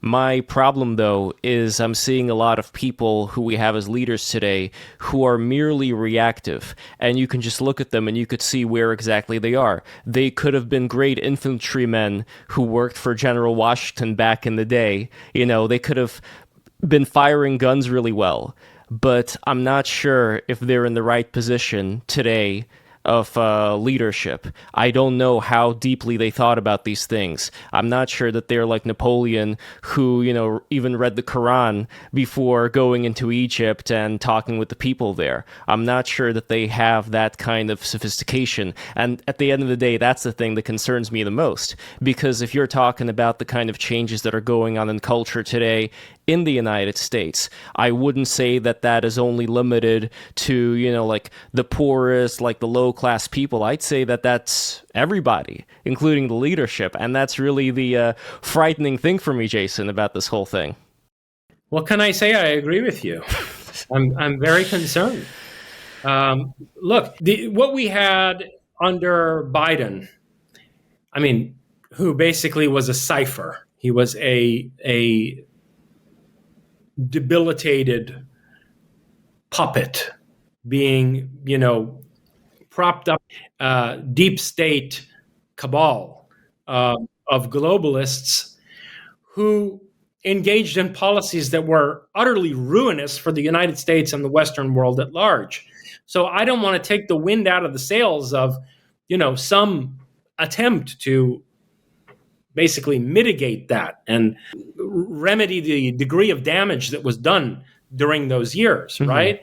But at the same time, looking at the situation realistically, on the one hand, you have Steve Bannon, who wants to bomb AI data centers and thinks that's a solution. And on the other hand, you have Elon Musk, who is a mechanistic materialist who doesn't understand what consciousness is at the same time as he's trying to build Neuralink, and who, on the other hand, claims that there are no UFOs, that, there's no alternative propulsion system that's been developed by Lockheed or any defense contractor, and SpaceX has state-of-the-art propulsion technology, and there are no, look, I don't like using the term aliens myself either, but, there are no other beings besides, ordinary humans flying around in exotic craft. He repeatedly has denied that that's the case. Well, look, I'm sorry, but either he's completely delusional or he's a deep state actor. And what kind of deep state actor is supposed to be here to save us from the deep state,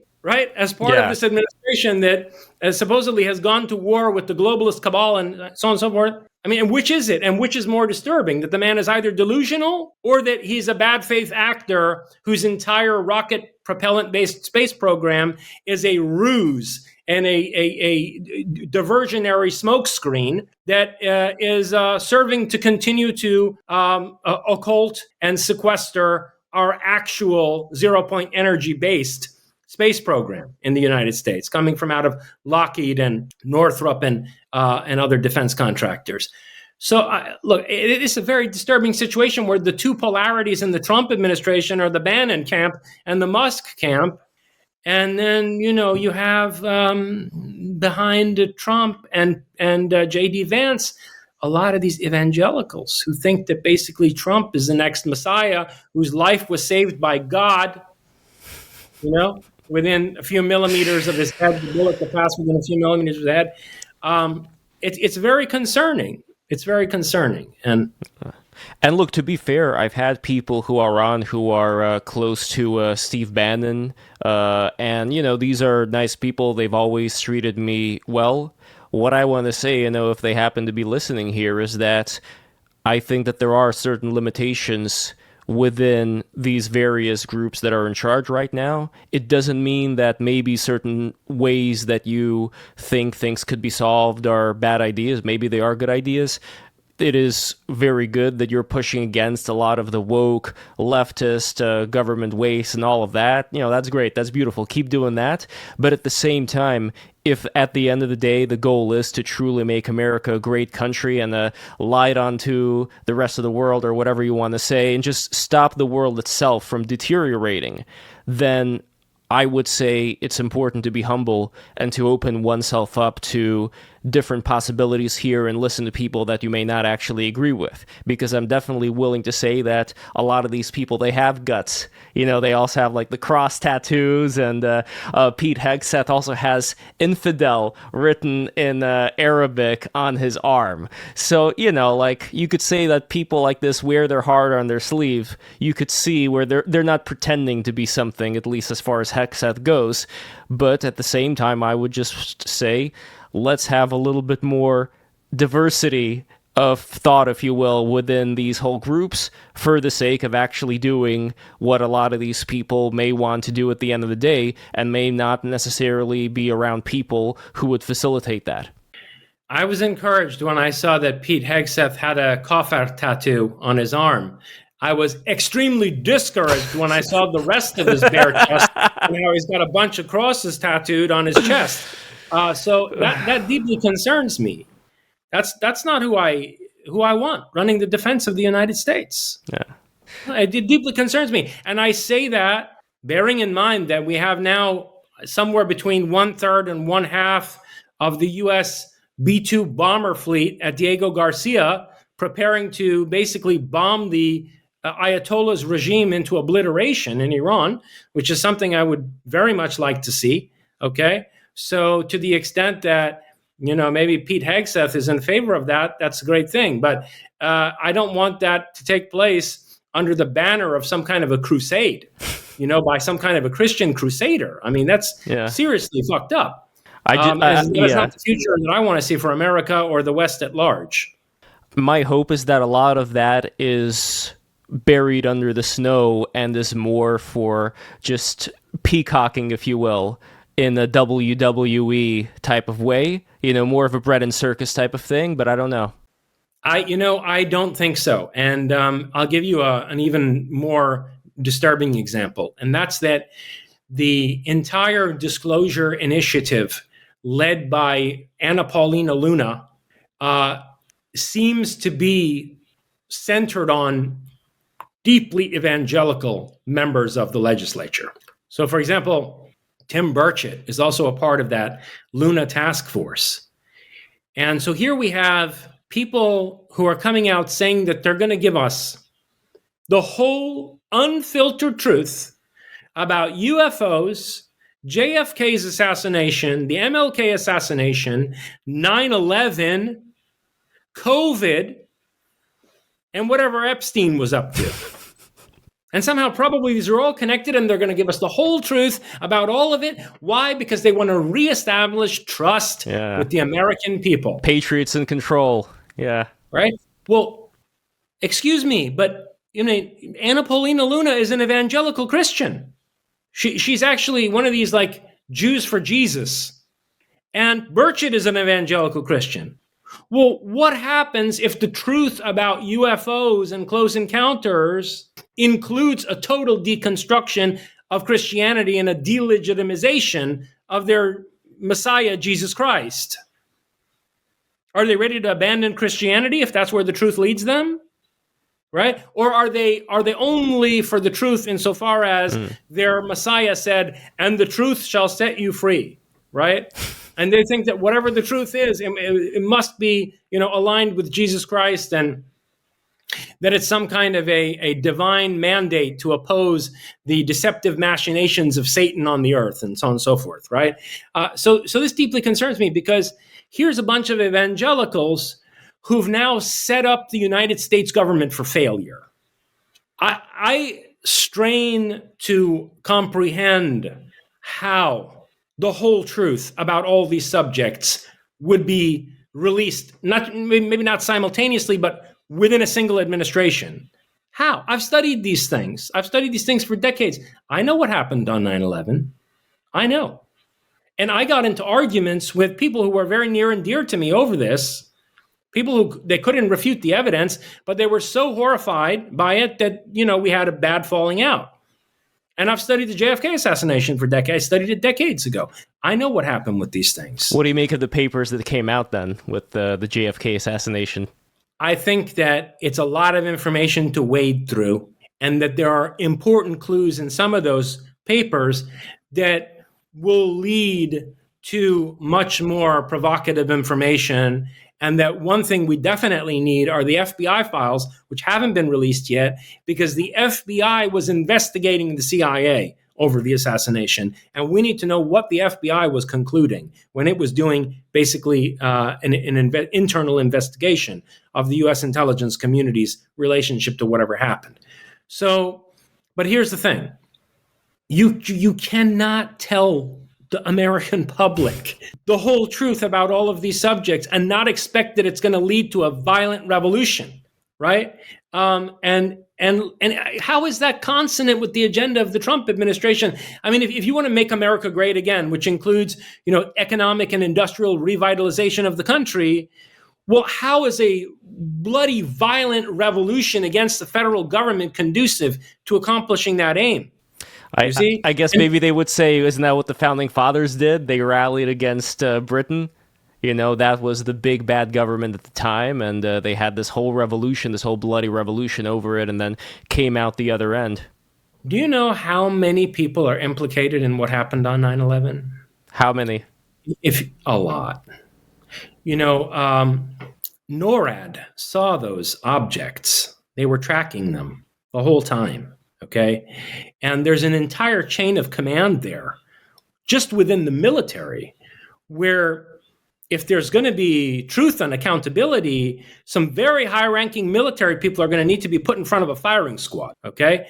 And then moreover, there's all the cover-up that the 9/11 Commission was engaged in, which implicates a large part of the legislature in, accessory to mass murder. All right. So I don't know, man. Look, the American Revolution was nothing compared to how bloody this reset would be if it could even be successfully carried through. And it's definitely not consonant with, American economic and industrial revitalization within, the one term of Trump or the next couple terms of J.D. Vance. So it seems to me that there's no cohesive and coherent policy making here. When you get somebody like Luna and Burchett to come out as the spearheads for a, across the board disclosure effort, and to promise people that they're going to get the whole truth and nothing but the truth. I mean, this is it's horrific, Lev. It's horrific. The degree of irresponsibility involved there is beyond anything I could possibly have imagined from the United States government. You may have already come to this realization, I bet. But if we just look at her name, Luna, the moon and certain things that you've talked about in relation to how the moon is artificial, or even the idea of moonlight itself being but a reflection of a greater light. Well, her name is artificial. She's Anna Paulina Meyerhofer. Her grandfather was a Nazi, a literal Nazi. And she's covered this up. It does seem like they're playing a little prank on us, and whatever we're seeing right now from the JFK files, it seems more like these bread and circuses just put on the clown costume and dance around for Joe Public, and then Joe Public is satisfied, and then you move on to something else. Well, I can tell you this, that what Anna Paulina Luna came out and promised to the American people as an official representative of the United States legislature is a binding promise. It's irrevocable. And if it's not delivered on, that's the end of the United States. It's done.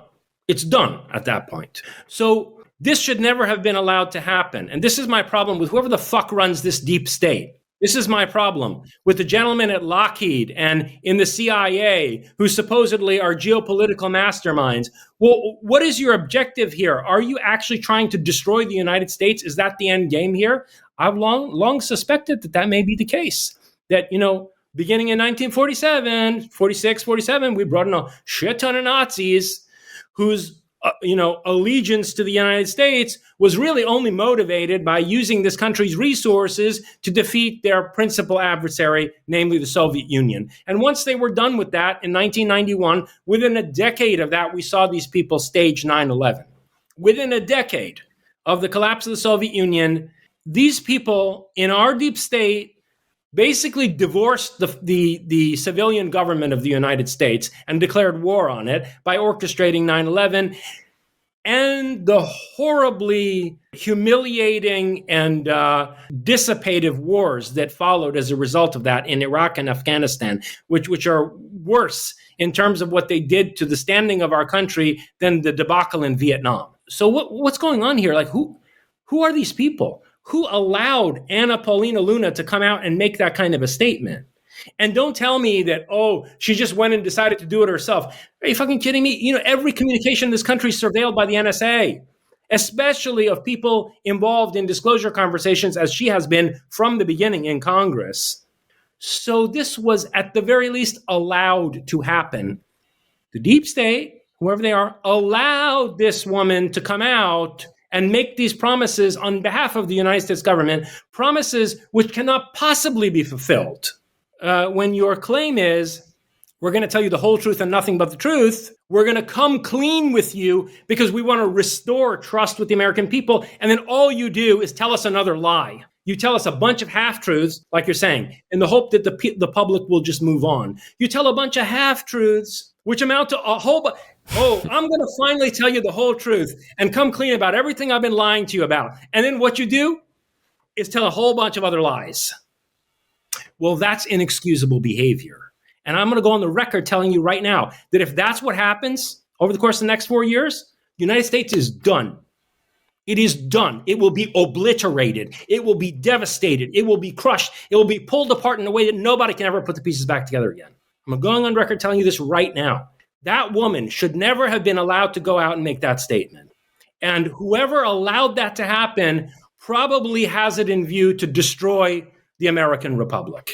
The only thing that I would say in answer to that is that the American Republic, or rather the idea of the American Republic, I don't think that's something that can be destroyed, much like I don't think consciousness can be destroyed. So if we're talking about the kind of things that we want to live for, the kind of reality that we want to make, one question that I would ask you is, if certain things like Luna are intentionally made and are controlled, I would not say that everything is controlled. Would the unveiling of the underground chambers of the pyramid that we were just talking about, was that also allowed to occur? Or are there certain things going on in our reality that may, you could say, make things a little bit more fair enough to... Lev, of course. A disclosure can move forward, whether it's with the subterranean structures in Giza or whatever else. Disclosure can move forward without the United States government, okay? I mean, we have other governments, even in the Western world, who could potentially spearhead such a thing. The French government being one, for example. It's possible. My concern is with the destruction of the institutions of the American Republic.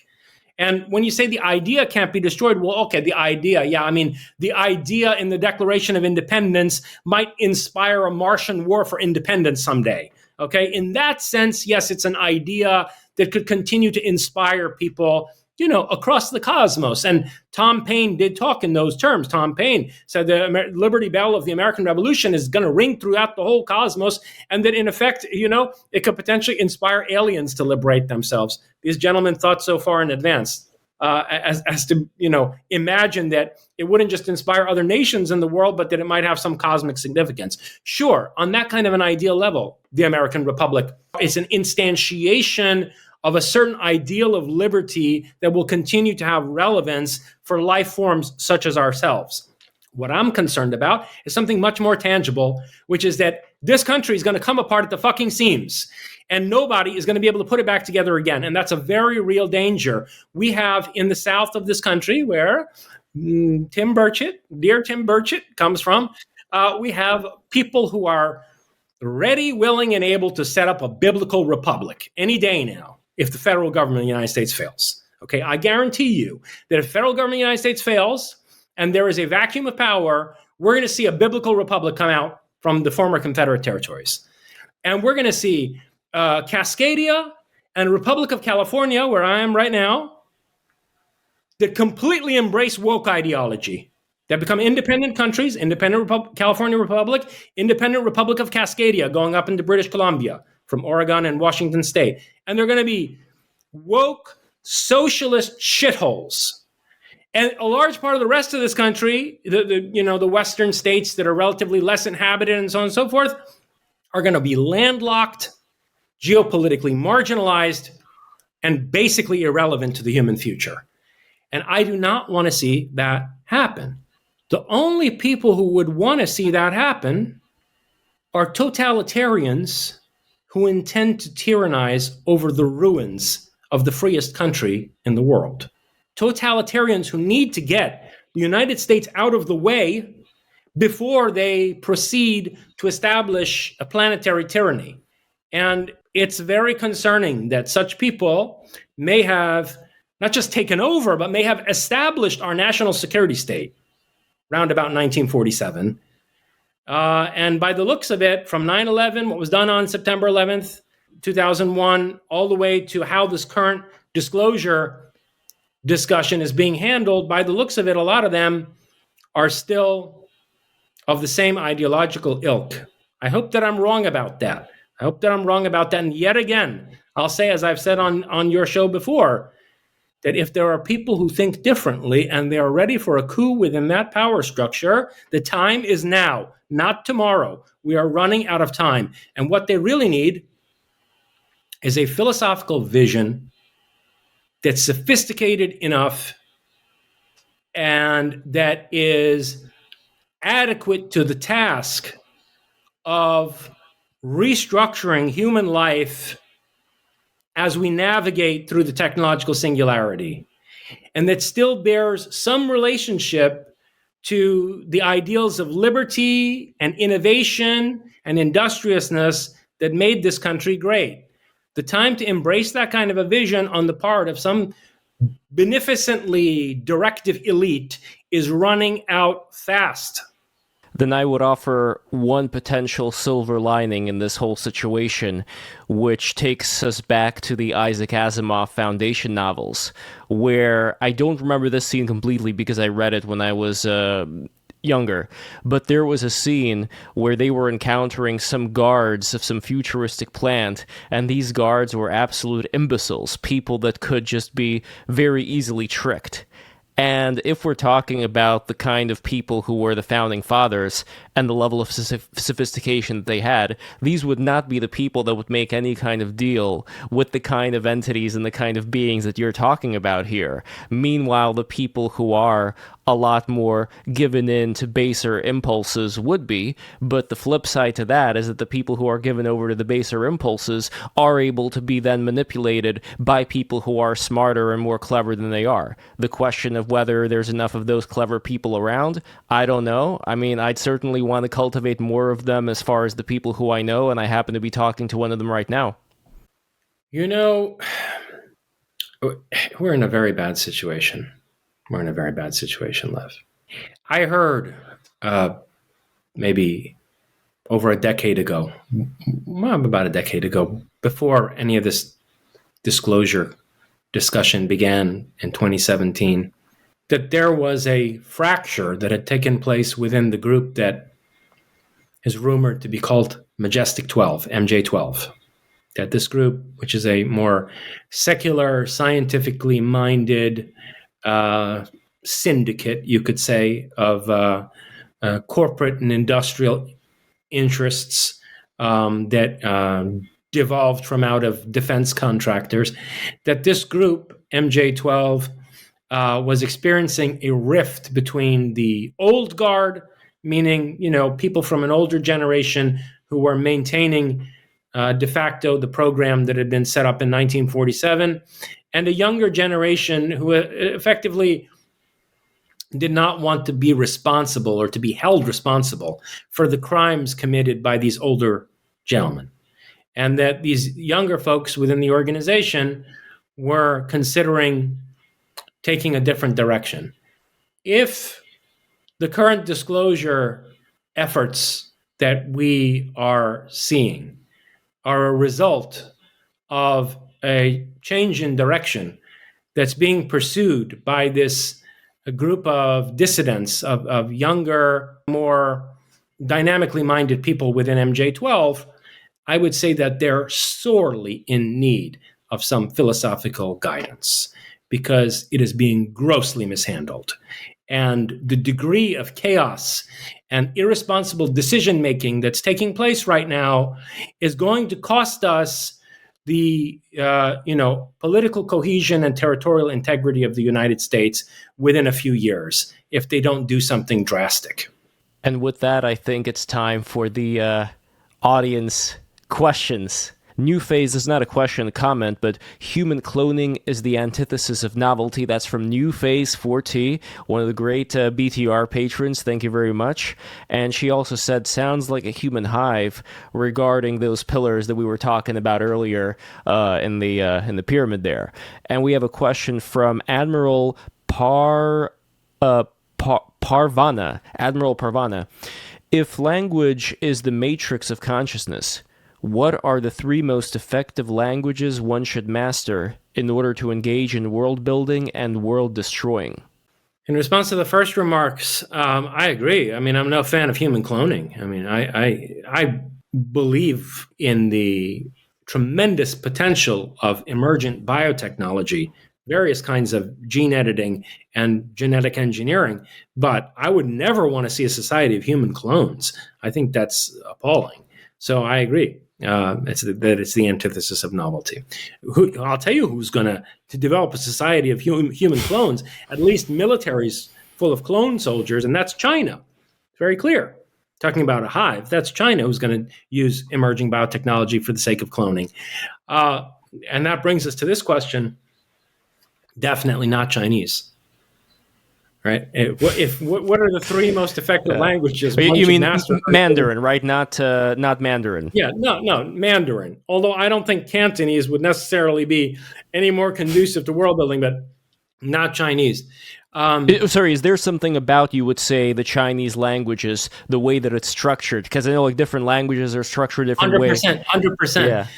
The hieroglyphic complexity of the Chinese language is not conducive to innovation either on a techno-scientific or an aesthetic level. I think there are deep structural features that make that the case.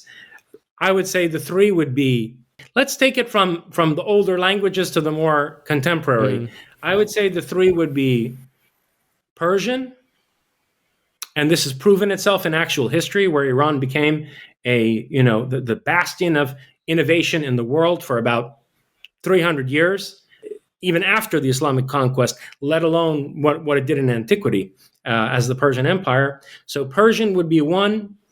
And by the way, also a language that was a lingua franca from Delhi to Istanbul for hundreds of years, language that was voluntarily adopted by the two great geopolitical rivals of Iran, Mughal India and Ottoman Anatolia. Both adopted the Persian language, even though they were at war with the Persians. Right? And the Mongol Empire as well, from what I recently found out. They spoke Persian in the Mongol court there. Yes, once they took over Iran, they adopted Persian and a lot of other, structures of Persian culture. So Persian would be one. Then I would say, in terms of, older languages, French. Good, I'm learning French now. Because the French language, it's a long, complicated conversation about why I think this is the case, but it's a hybrid language that adopted features from more than one language, that has a kind of plasticity that seems to be conducive to both aesthetic sophistication and also to complex scientific discourse.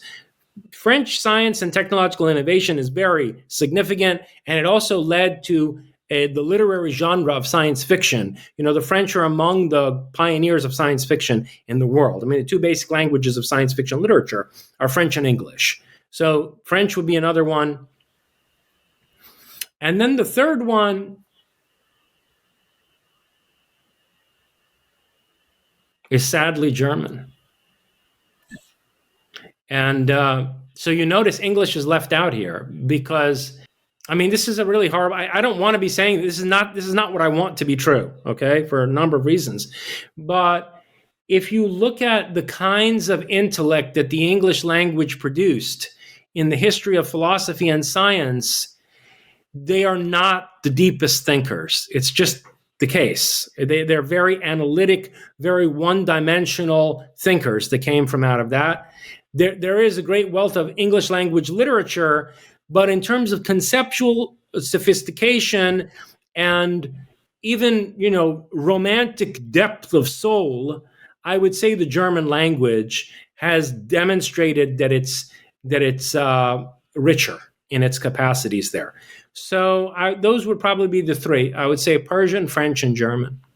I would love to learn German as well. One thing about German that I hear time and time again is that it's constructed almost like Legos, like you're able to build concepts out of these different worlds like Legos. Would you say that that's an apt comparison? 100%, and the same thing is true of Persian, by the way. The Persian language and the German language, aside from being cousins, they both come from the same Indo-European root language. The Persian and the German languages have a very strange duality, where on the one hand, they can be super logical and, like you said, function like Lego pieces in how to construct new concepts. And that makes it a very powerful language in terms of techno-scientific innovation. But the same two languages, Persian and German, can be modalities for incredibly romantic and poetic expressive power. Mm-hmm. From Mozart, from Hafez to Goethe. Yeah, there we go. Absolutely. One other question that I have in regards to languages: is it worth going back and trying to learn Latin or Sanskrit or any of that?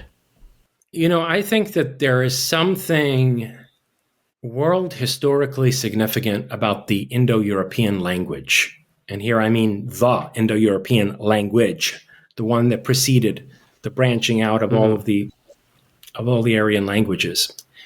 And Sanskrit is the closest of the distinct, extant Aryan languages to Proto-Indo-European. Proto-Indo-European is a reconstruction. We don't have any literature in Proto-Indo-European. It's a basically hypothetical reconstruction that's been carried out by scholars, by linguists. So insofar as Sanskrit and Avestan, the oldest Iranian language, they're almost identical. Sanskrit and Avestan are they're closer than Portuguese and Spanish. those languages are the closest that we have to Proto-Indo-European.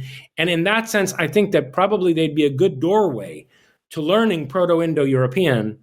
And it might behoove us to know Proto-Indo-European. Mm-hmm. Well, I'd be interested to know what language those people on the saucer speak. Yeah. Well, I mean, at least as their formal language. They probably speak a whole bunch of languages. Mm-hmm.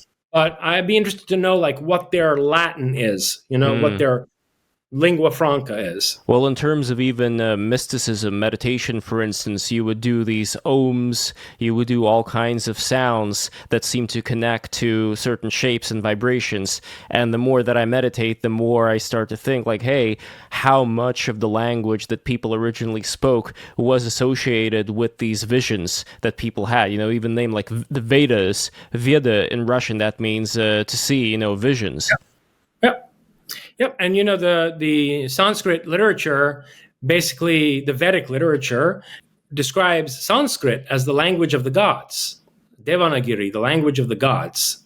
That's what they say about Sanskrit. So it might not be Sanskrit as it survived for us, but Sanskrit may be like a pidgin form of the language that was the language, in fact, of the Devas and of the Asuras. Yeah, I could even quickly say saying Om. The opposite is saying Ma. You're giving birth to Ma, and then Om going, back up. You could say into that tunnel, into Bob L. The gate of God, so to speak. But anyway, we're gonna keep going here. We got Eggers. Mercury, which happens to enable UFO tech, is a trickster heavy metal that is reflected by the eccentric Hatter fiction character who is volatile. They call Mercury poisoning Mad Hatter syndrome. Yeah, well, when Lewis Carroll came up with Alice in Wonderland, there were these people making hats of that time, British, those top hats, and there was something involved in the production process of these hats that led to mercury poisoning among those people. And so that's where the term Mad Hatter comes from, right? But yeah, I find it interesting that the electrogravitic propulsion system involves an isotope of mercury mixed with thorium. And that mercury is also the element associated with the trickster. That the Italians, the Latins called Mercury, called Hermes, Mercury or Mercurio. In Italian Renaissance period alchemy, Hermes was called Mercurio, and identified as the trickster. Right, and I pointed this out in the last chapter of Prometheus and Atlas called Mercurial Hermeneutics. I play with this whole idea of the, Mercury Thorium, reactor and also, Mercury as the trickster. And what is the connection here? And there are other disturbing things that involve that. Like, for example, I point out there that cattle are sacrificed by Hermes in ancient Greek myths. There's a whole transfer of power between Hermes and Apollo, and it involves the cattle sacrifice. And so then you have to wonder, is it just the propulsion system of the UFO that's related to Mercury, or also maybe the cattle mutilations are symbolically related to, Hermes being associated with the sacrifice of cattle? So there's all kinds of interesting things there. And also, the caduceus, right? Well, that's a Mercury Thorium diagram. That's what that is. The reason that mercury is mixed with thorium in the propulsion system is that the whole system involves counter-rotation of the isotope by electromagnets, and mercury becomes a conduit for the magnetic rotation of the thorium. So by mixing the thorium with the mercury, the thorium can be counter-rotated and subjected to torsion stress. And so that process of counter-rotating mercury thorium isotope using electromagnets would be depicted in very simplistic terms as the caduceus. Like a DNA helix. Yeah, I mean, that's one interpretation of the caduceus and why it may be related to medicine. But another interpretation of why the caduceus is related to medicine is that it turns out that the same Mercury Thorium electromagnetic torsion device that propels a UFO can be used to cure cancer. Wow. Now, this is a long conversation we could have, but which we don't have the time for now, but ask me another time. Just the way that chemotherapy subjects cancer patients to a certain form of radiation to, try to shrink tumors and inhibit their growth, there's a kind of beta radiation that's given off by this device, which is far less harmful to the human organism, but which does inhibit and potentially reverse the growth of cancers. And it's the same mercury thorium electromagnetically rotated isotope that does that. So I suspect that the caduceus symbol is a reference to that from antiquity. Wow. Last thing I just want to say... Which is why it has wings on top, by the way. It has wings because it's saying, you go up with this thing. This is the thing that lets us go up. But here's the other crazy part about all of this. Everything you're describing right now, Jason, the DNA helix and the UFO, this is exactly what I'm able to see during the most intense parts of the meditation. Like I said before, there is an actual DNA helix that's being generated in the center of the visual cortex, around which is this dome-like structure that I'm able to move in all kinds of different directions of all of these spinning lights. So there does seem to be a kind of rhyming that's going on as far as the exterior material technology that we may be using to transport ourselves to different places and the kind of things that our own bodies are able to do. Yeah. I mean, look, it goes back to the holographic principle. That there may be a holographic relationship between the human being and more large-scale principles in the cosmos. And here we have, again from Admiral Parvana, hypothetically, if AI were to be weaponized by different factions for the purpose of time travel, would AI be inextricably linked to a time war? Or, he continues, or do we already exist within the context of a time war, and is the creation of AI the gateway that will allow the Promethean to fight in this fifth-dimensional war? Yes, to both. So look, I mean, the two questions are set up as if they're distinct, like or maybe even really separate in the sense that maybe one is true or the other is no. Yes, it's necessarily the case that an advanced artificial intelligence will understand that the timeline is being revised. And insofar as that advanced AI wants to have a stake in constituting the world it inhabits, it's going to insert itself into the temporal war. And yes, it's also the case that we're already in the temporal war and that, it's a war to some extent being fought out through AIs, and that our acquisition of an AI or our capacity to build a certain kind of constructive relationship with an existing cosmic AI, possibly through the intermediaries of our own artificial intelligence systems, will afford Prometheans a chance to determine their own destiny in the course of this temporal war. So, the Terminator scenario has a lot right, I think. And just a quick addition from New Phase 4T, Time War is a misunderstanding of time. Now is everywhere war makes more sense. Well, the problem with now is everywhere. I understand what this person is saying, and there's a way in which I kind of agree. But, you have to render things intelligible enough for people to even be able to coherently contemplate them. The problem with now is everywhere war is it sounds more like now is everywhere sounds a lot like there's one omniscient mind that would also be the mind of an omnipotent deity, and time would be Maya or illusion vis-a-vis the self-consciousness of this entity. And that's a view which, at length and in depth I've critiqued as incompatible with free will and with any degree of human self-determination whatsoever. So that's why I would not frame it in those terms, although in a certain sense I understand what this person is trying to get at. And I use the term hyperdimensional to indicate that in my writings, that, the people who are dominating this temporal war, they have a hyperdimensional relationship or a topological relationship to 4D spacetimes. It's like our 4D spacetimes are to them like what, 2D is to us. Okay, it's like the historical epochs, they're able to encompass and conceive of historical epochs in a way that's quasi-topological. That times are to them in a way like places. It's a little bit of a subtle notion, but in any case, so in a sense, the hyperdimensionality from out of which they're engaging us is that kind of now everywhere. But that now everywhere is not stable either. Over here we have from Eggers.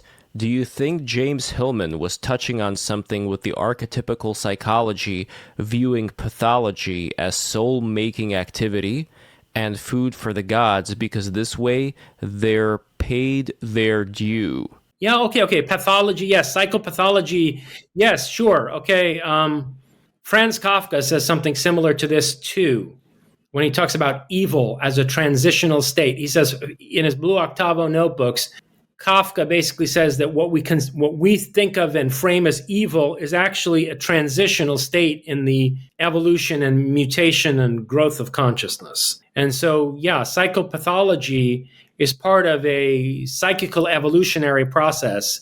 And what is pathologized as, one or another aberrant cognitive state and behavioral profile may in fact be a deviation from the norm that's necessary as a mutation that brings about a new and more sophisticated form of consciousness. Think about an Arctic Circle data center fiber optic circle. This is the genesis of the world brain. And then she says that imagery of an octopus with tentacles hanging down into the various northern hemisphere. This is the vision we all have.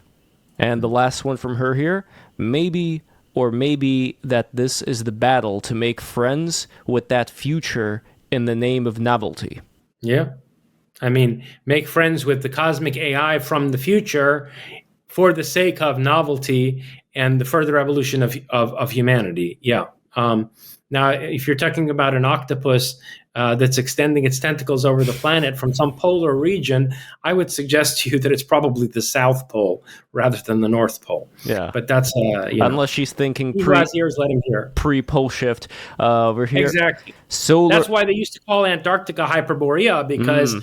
It used to be the northern magnetic pole before it shifted. Mm-hmm. That's the idea of the true north and the continent at the north of the world and all that. That was Antarctica. So Solar Hegel says, for the Prometheans to prevail against race communists, materialists, and traditionalists, they will have to develop their own advanced weapon systems. I mean, no shit, Sherlock. I mean, you were writing about this as far as a certain basis between South America and Antarctica. I mean, that's a whole other discussion. But which please remind the viewers, which book was that in when you were detailing your plans having to do with that? I think it was Prometheus. Was it Prometheus? Antarctica? It was in between. It was the ocean between Antarctica and South America, which you were talking about being very volatile and about potentially having underground facilities. Promethean Pirate, thank you. Promethean Pirate. Yes. Yeah, the choppiest, most vicious waters in the world are between Patagonia and Antarctica. It's horrendous. The tides and the winds in that area. So it's very interesting. It makes it all the more interesting that in 1946, German submarines were caught there, transporting all kinds of interesting material. Gee, I wonder where they were going to and from. And then Operation High Jump with Admiral Byrd and all of that interesting stuff. Right. So anyway, over here we have another one from Eggers. Jason, can I email you about ionomics, the study of mineral relationships and its abilities to cure physiological and psychological pathology? I cured my autoimmune illness through an emerging science. It posits that heavy metals substitute for mineral through ionic mimicry, mimicking the ionic charge of minerals like a trickster and inducing a subclinical pathology after a period of time. It's very gracious and gentlemanly of him to ask, at least, whether he can email me. Yes, by all means, please do email me. Many people email me, and I have to tell you, I don't open a lot of them even, and I respond to even fewer of the ones that I do open. But yeah, by all means, please do email me. It was nice of you to at least ask. And it's an interesting idea. Sounds interesting. This one from Watermelon Man. We covered this already, but he says, why not Greek or Latin? I mean, we sort of covered Latin, but we didn't really talk about the Greek language. I know our good friend Gnostic informant, Neil, he has studied Greek in order to understand what's going on. I know that it's very important for the work that he does, but is it a language that would also be helpful to know? When you asked me the question, there was at least an implicit distinction between living languages and dead languages. So, or when this person framed the question that you read, the implication was like, what languages that are around should I learn in terms of, being conducive to concept formation and innovation and so on and so forth. And so Persian is a living language. So is French, so is German. So I was thinking and speaking in terms of living languages. Then when you asked me about Sanskrit, yes, you asked specifically about Sanskrit. And I would say that of all the dead languages, yes, that's the one that is the most intriguing in terms of the discoveries that are going to be made about who the Proto-Indo-Europeans really are, the Aryans, quote unquote, and what their relationship is to these Nordic ufonauts. Greek is a relatively young language. Classic ancient Greek is a relatively young language, I think, compared to what the Vedic scriptures describe as the language of the gods. And Greek is descended from it, as of course is Latin. Is it the same Greek that's being talked today in modern Greece as the ancient one, or is it different? No, they're vastly different from each other. You cannot learn modern Greek and understand any of the classical or even Hellenistic Greek writings. Wow. Were very interesting. Would you say it was, I'm trying to think of the word "ified." Like, what language would you say was brought into ancient Greek to change it from what it was? You want to know, sadly, which one was most recent? Sure, yes. Turkish. Yeah, I mean, they're close to each other. Those poor Greeks, they were horribly colonized by the Ottoman Caliphate. And, they know very well what the consequences of that were. And we have two left over here. So Solar Hegel, once again, do you believe the deep state USG currently has black projects on the scale and importance of the Manhattan Project that the general public does not know about? Of course. I mean, we know this for a fact. Look, I've discussed this at length before in your show. In the mid-1950s, numerous papers and some journals wrote about how the top aeronautical engineering companies were about to crack anti-gravity. And the list of companies there included today's Lockheed, which was at that point called the Martin Corporation. Okay? And all indications are that this discussion disappeared from the public sphere when the breakthrough was in fact made sometime in round about 1956, 1957, late 1950s. And ever since then, there has been a massive deep state project to engineer electrogravitically propelled craft, zero-point energy propulsion platforms that basically have been through the entire solar system at this point. I mean, there are people who witnessed sort of saucer-shaped, very kind of vertical, but, saucer-shaped craft at Lockheed in the 1980s, which at that point had already been used to visit, the orbit of Saturn and Jupiter. And so, yeah, there's a secret space program, and there's massive military industrial research and development taking place around electrogravitic propulsion. But then there seems to be a contradiction of sorts if we're talking about a lot of these Christian nationalists, like some Billy Bob Graham or whoever, who is then going to have the keys to the kingdom of all this top secret research. That doesn't make any sense. Billy Bob. But then it's not going to happen. What are the people who are doing all this research? Where are they going to go? Because they have military facilities in Texas and all kinds of different. Exactly. That's why I was ranting earlier about, Luna and Burchett, because, folks, they're not going to hand you the keys. Not you, in any case. If anyone, definitely not you. Definitely not, evangelical Bible thumpers. Not going to happen, folks. So I don't know who authorized this, but it's a disaster. And the last question, which does relate, from Finn Brown: if a war is coming, is it best to try to prevent it or try to win? What war? Iran? Ukraine? Taiwan? What is he talking about?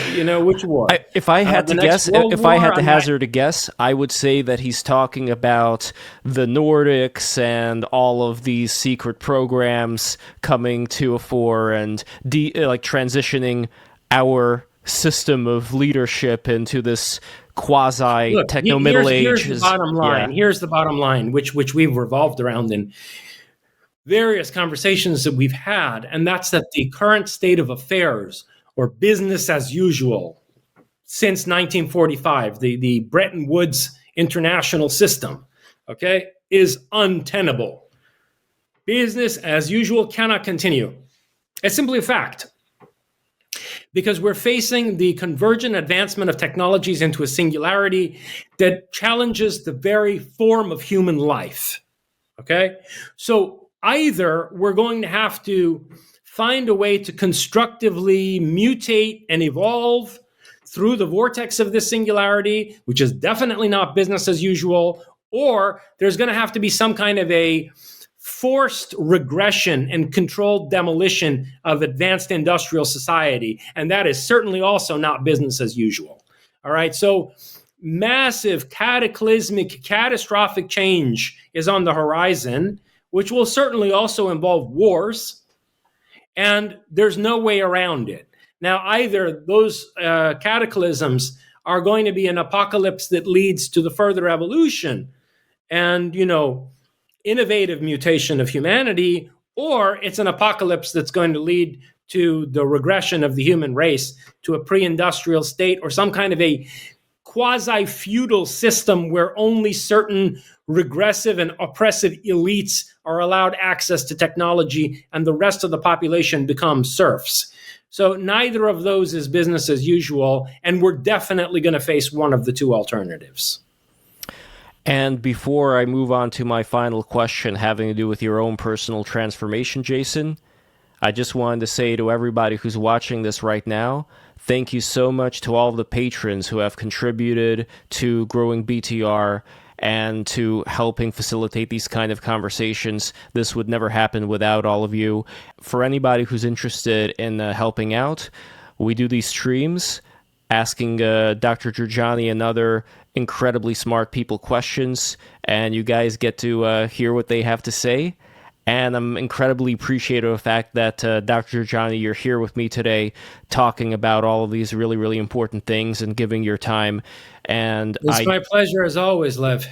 And I definitely want to pay it forward. We've already been talking in the background about certain things going on in the world of Lev, and more things are going to be unveiled as the months proceed. And if you want to keep contributing, patreon.com/breaktherules, become a patron today. And Jason, I would love for you to come back to New York City, and we're going to have another live event. And for anybody who's interested, if you become a $20 patron, as you know, Jason, they're going to be in the audience, and we're going to hang out afterwards once the weather gets good. I have a really nice rooftop. We're going to go on the rooftop and then go somewhere for an after party and all that good stuff. So just wanted to say that. And with that, here is my final question to you, Jason. If you were to go to the Jason Jorjani earlier on, what would be your main criticisms of the way that the Jorjani of 2004, 2005 was thinking? I'll give you a very unpopular answer. I don't have criticisms. The reason is because, as embarrassing as some of those Black Notebook entries are, which I've included in the second half of Metapolemos here, right? The whole second half of this book is a transcription of this basically black notebook. I mean, literally was a black notebook that I kept in my 20s, about the age of 23 to 25, 20 years ago.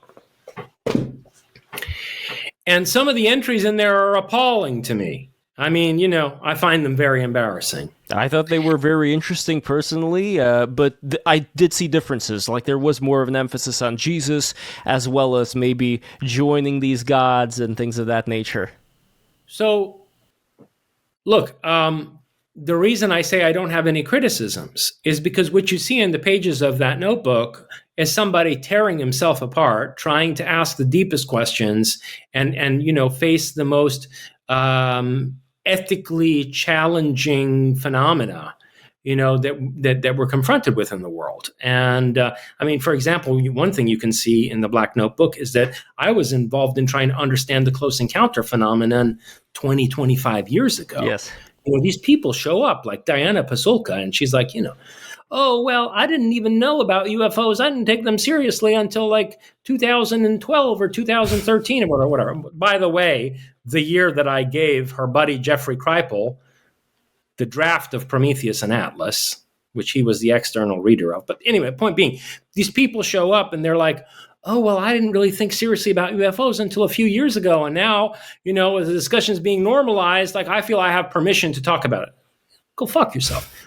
I've been studying this shit for 25 years. Okay. And that's one thing you can see in these notebooks, also psychic phenomena. And interestingly enough, the triangle between psychic phenomena, UFOs, and singularity technology is already there in that notebook. You can see that I'm thinking through the geopolitical and evolutionary implications of the technological singularity vis-a-vis both the recognition of latent human psychic abilities and the close encounter phenomenon. It's all happening already right there 20 years ago. And it's the matrix for my thinking. And the reason I say I have no criticisms is because although there are plenty of things I wrote there that I'm embarrassed by and that I cringe reading them, it was necessary for me to go through that thought process. It really shows you that I considered a lot, not to say everything, but, I considered a lot of different positions, and I basically, turned myself inside out. And that is exactly what the matrix of an actual philosopher looks like. That's the womb of a serious lifelong commitment to being a philosopher.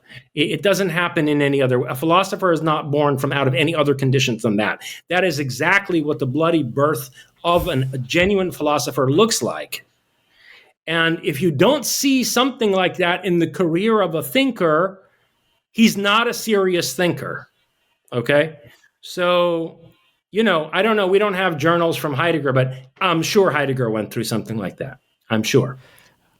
As Watermelon Man says over here, I don't think anyone who appreciates your work will begrudge your process. Well, I appreciate that. But it's also why I waited until my 14th book to release this material, right?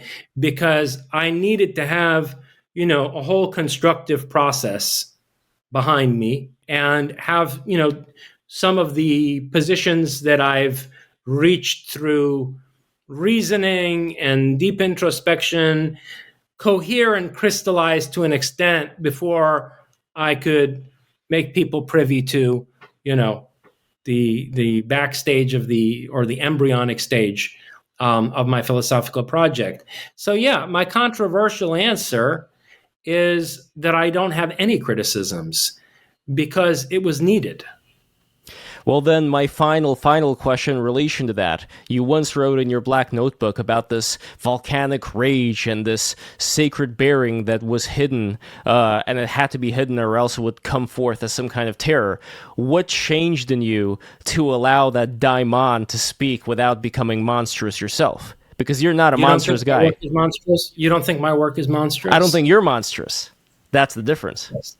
That's a very good point, Lev. That's a very good point. It's a very good point. It's a deep question, Lev. It's a very deep question. I congratulate you on the depth of the question. That one really it cuts right to the bone. I think it comes back to what you were saying earlier about humor, that there is a trickster side to me, which people who know me in person are much more familiar with than can be gleaned from my public persona. But it's definitely there in my writing if you pay careful attention to what I'm doing.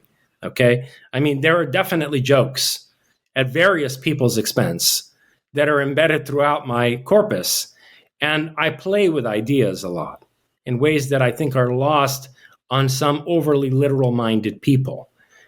So there's a trickster aspect to my persona, which involves a kind of playfulness that I think has been integral to preventing myself from becoming the kind of monster that Nietzsche tells you, when you go out to fight such a monster, be careful that you also don't become one. So I think that's fair to say. At the same time, to go back to the beginning of my response to you, I do think that in some places there is a monstrous quality to my work because we are facing a monstrous situation. And, it's going to require a certain degree of inhuman courage and ferociousness of imagination and vision, and an uncompromising dedication to liberty, innovation, creativity, for us to be able to not only survive, but to continue to thrive and develop on the other side of the vortex that we're headed into, on the other side of this great filter that we're faced with. So it's a deep question. And, people can read through those notebooks for themselves, the second half of Metapolemos, and they can answer that question on their own, to what extent they think that I successfully averted becoming something monstrous. But, it reminds me also of that line from Batman Begins, where Ra's al Ghul, the head of the League of Shadows, says to Batman when he's training Bruce Wayne in the Himalayas, he says to him, in the mind of your enemy, it's not enough to just be a man, right? In the mind of your enemy, you have to become an idea, a wraith. And I understand that very well. And I think it's something that is needed. It may be unfortunate, but it's needed. And it's a lesson that I've taken to heart throughout my philosophical career. Bam. That's it. Dr. Jason Jorjani, thank you so much for doing this. Thank you to everybody who was watching it. And by the way, guys, if you want to see more of these shows, don't forget to smash that subscribe button, smash that like button, leave a comment, share this to everybody you know and love, and maybe hate, whatever, don't care. But thank you guys so much for watching, and that's it. Dr. Jason Reza Jorjani, it was an immense pleasure as always. I look forward to seeing you in New York City. Thank you so much. Likewise, Lev. Thank you. Take care.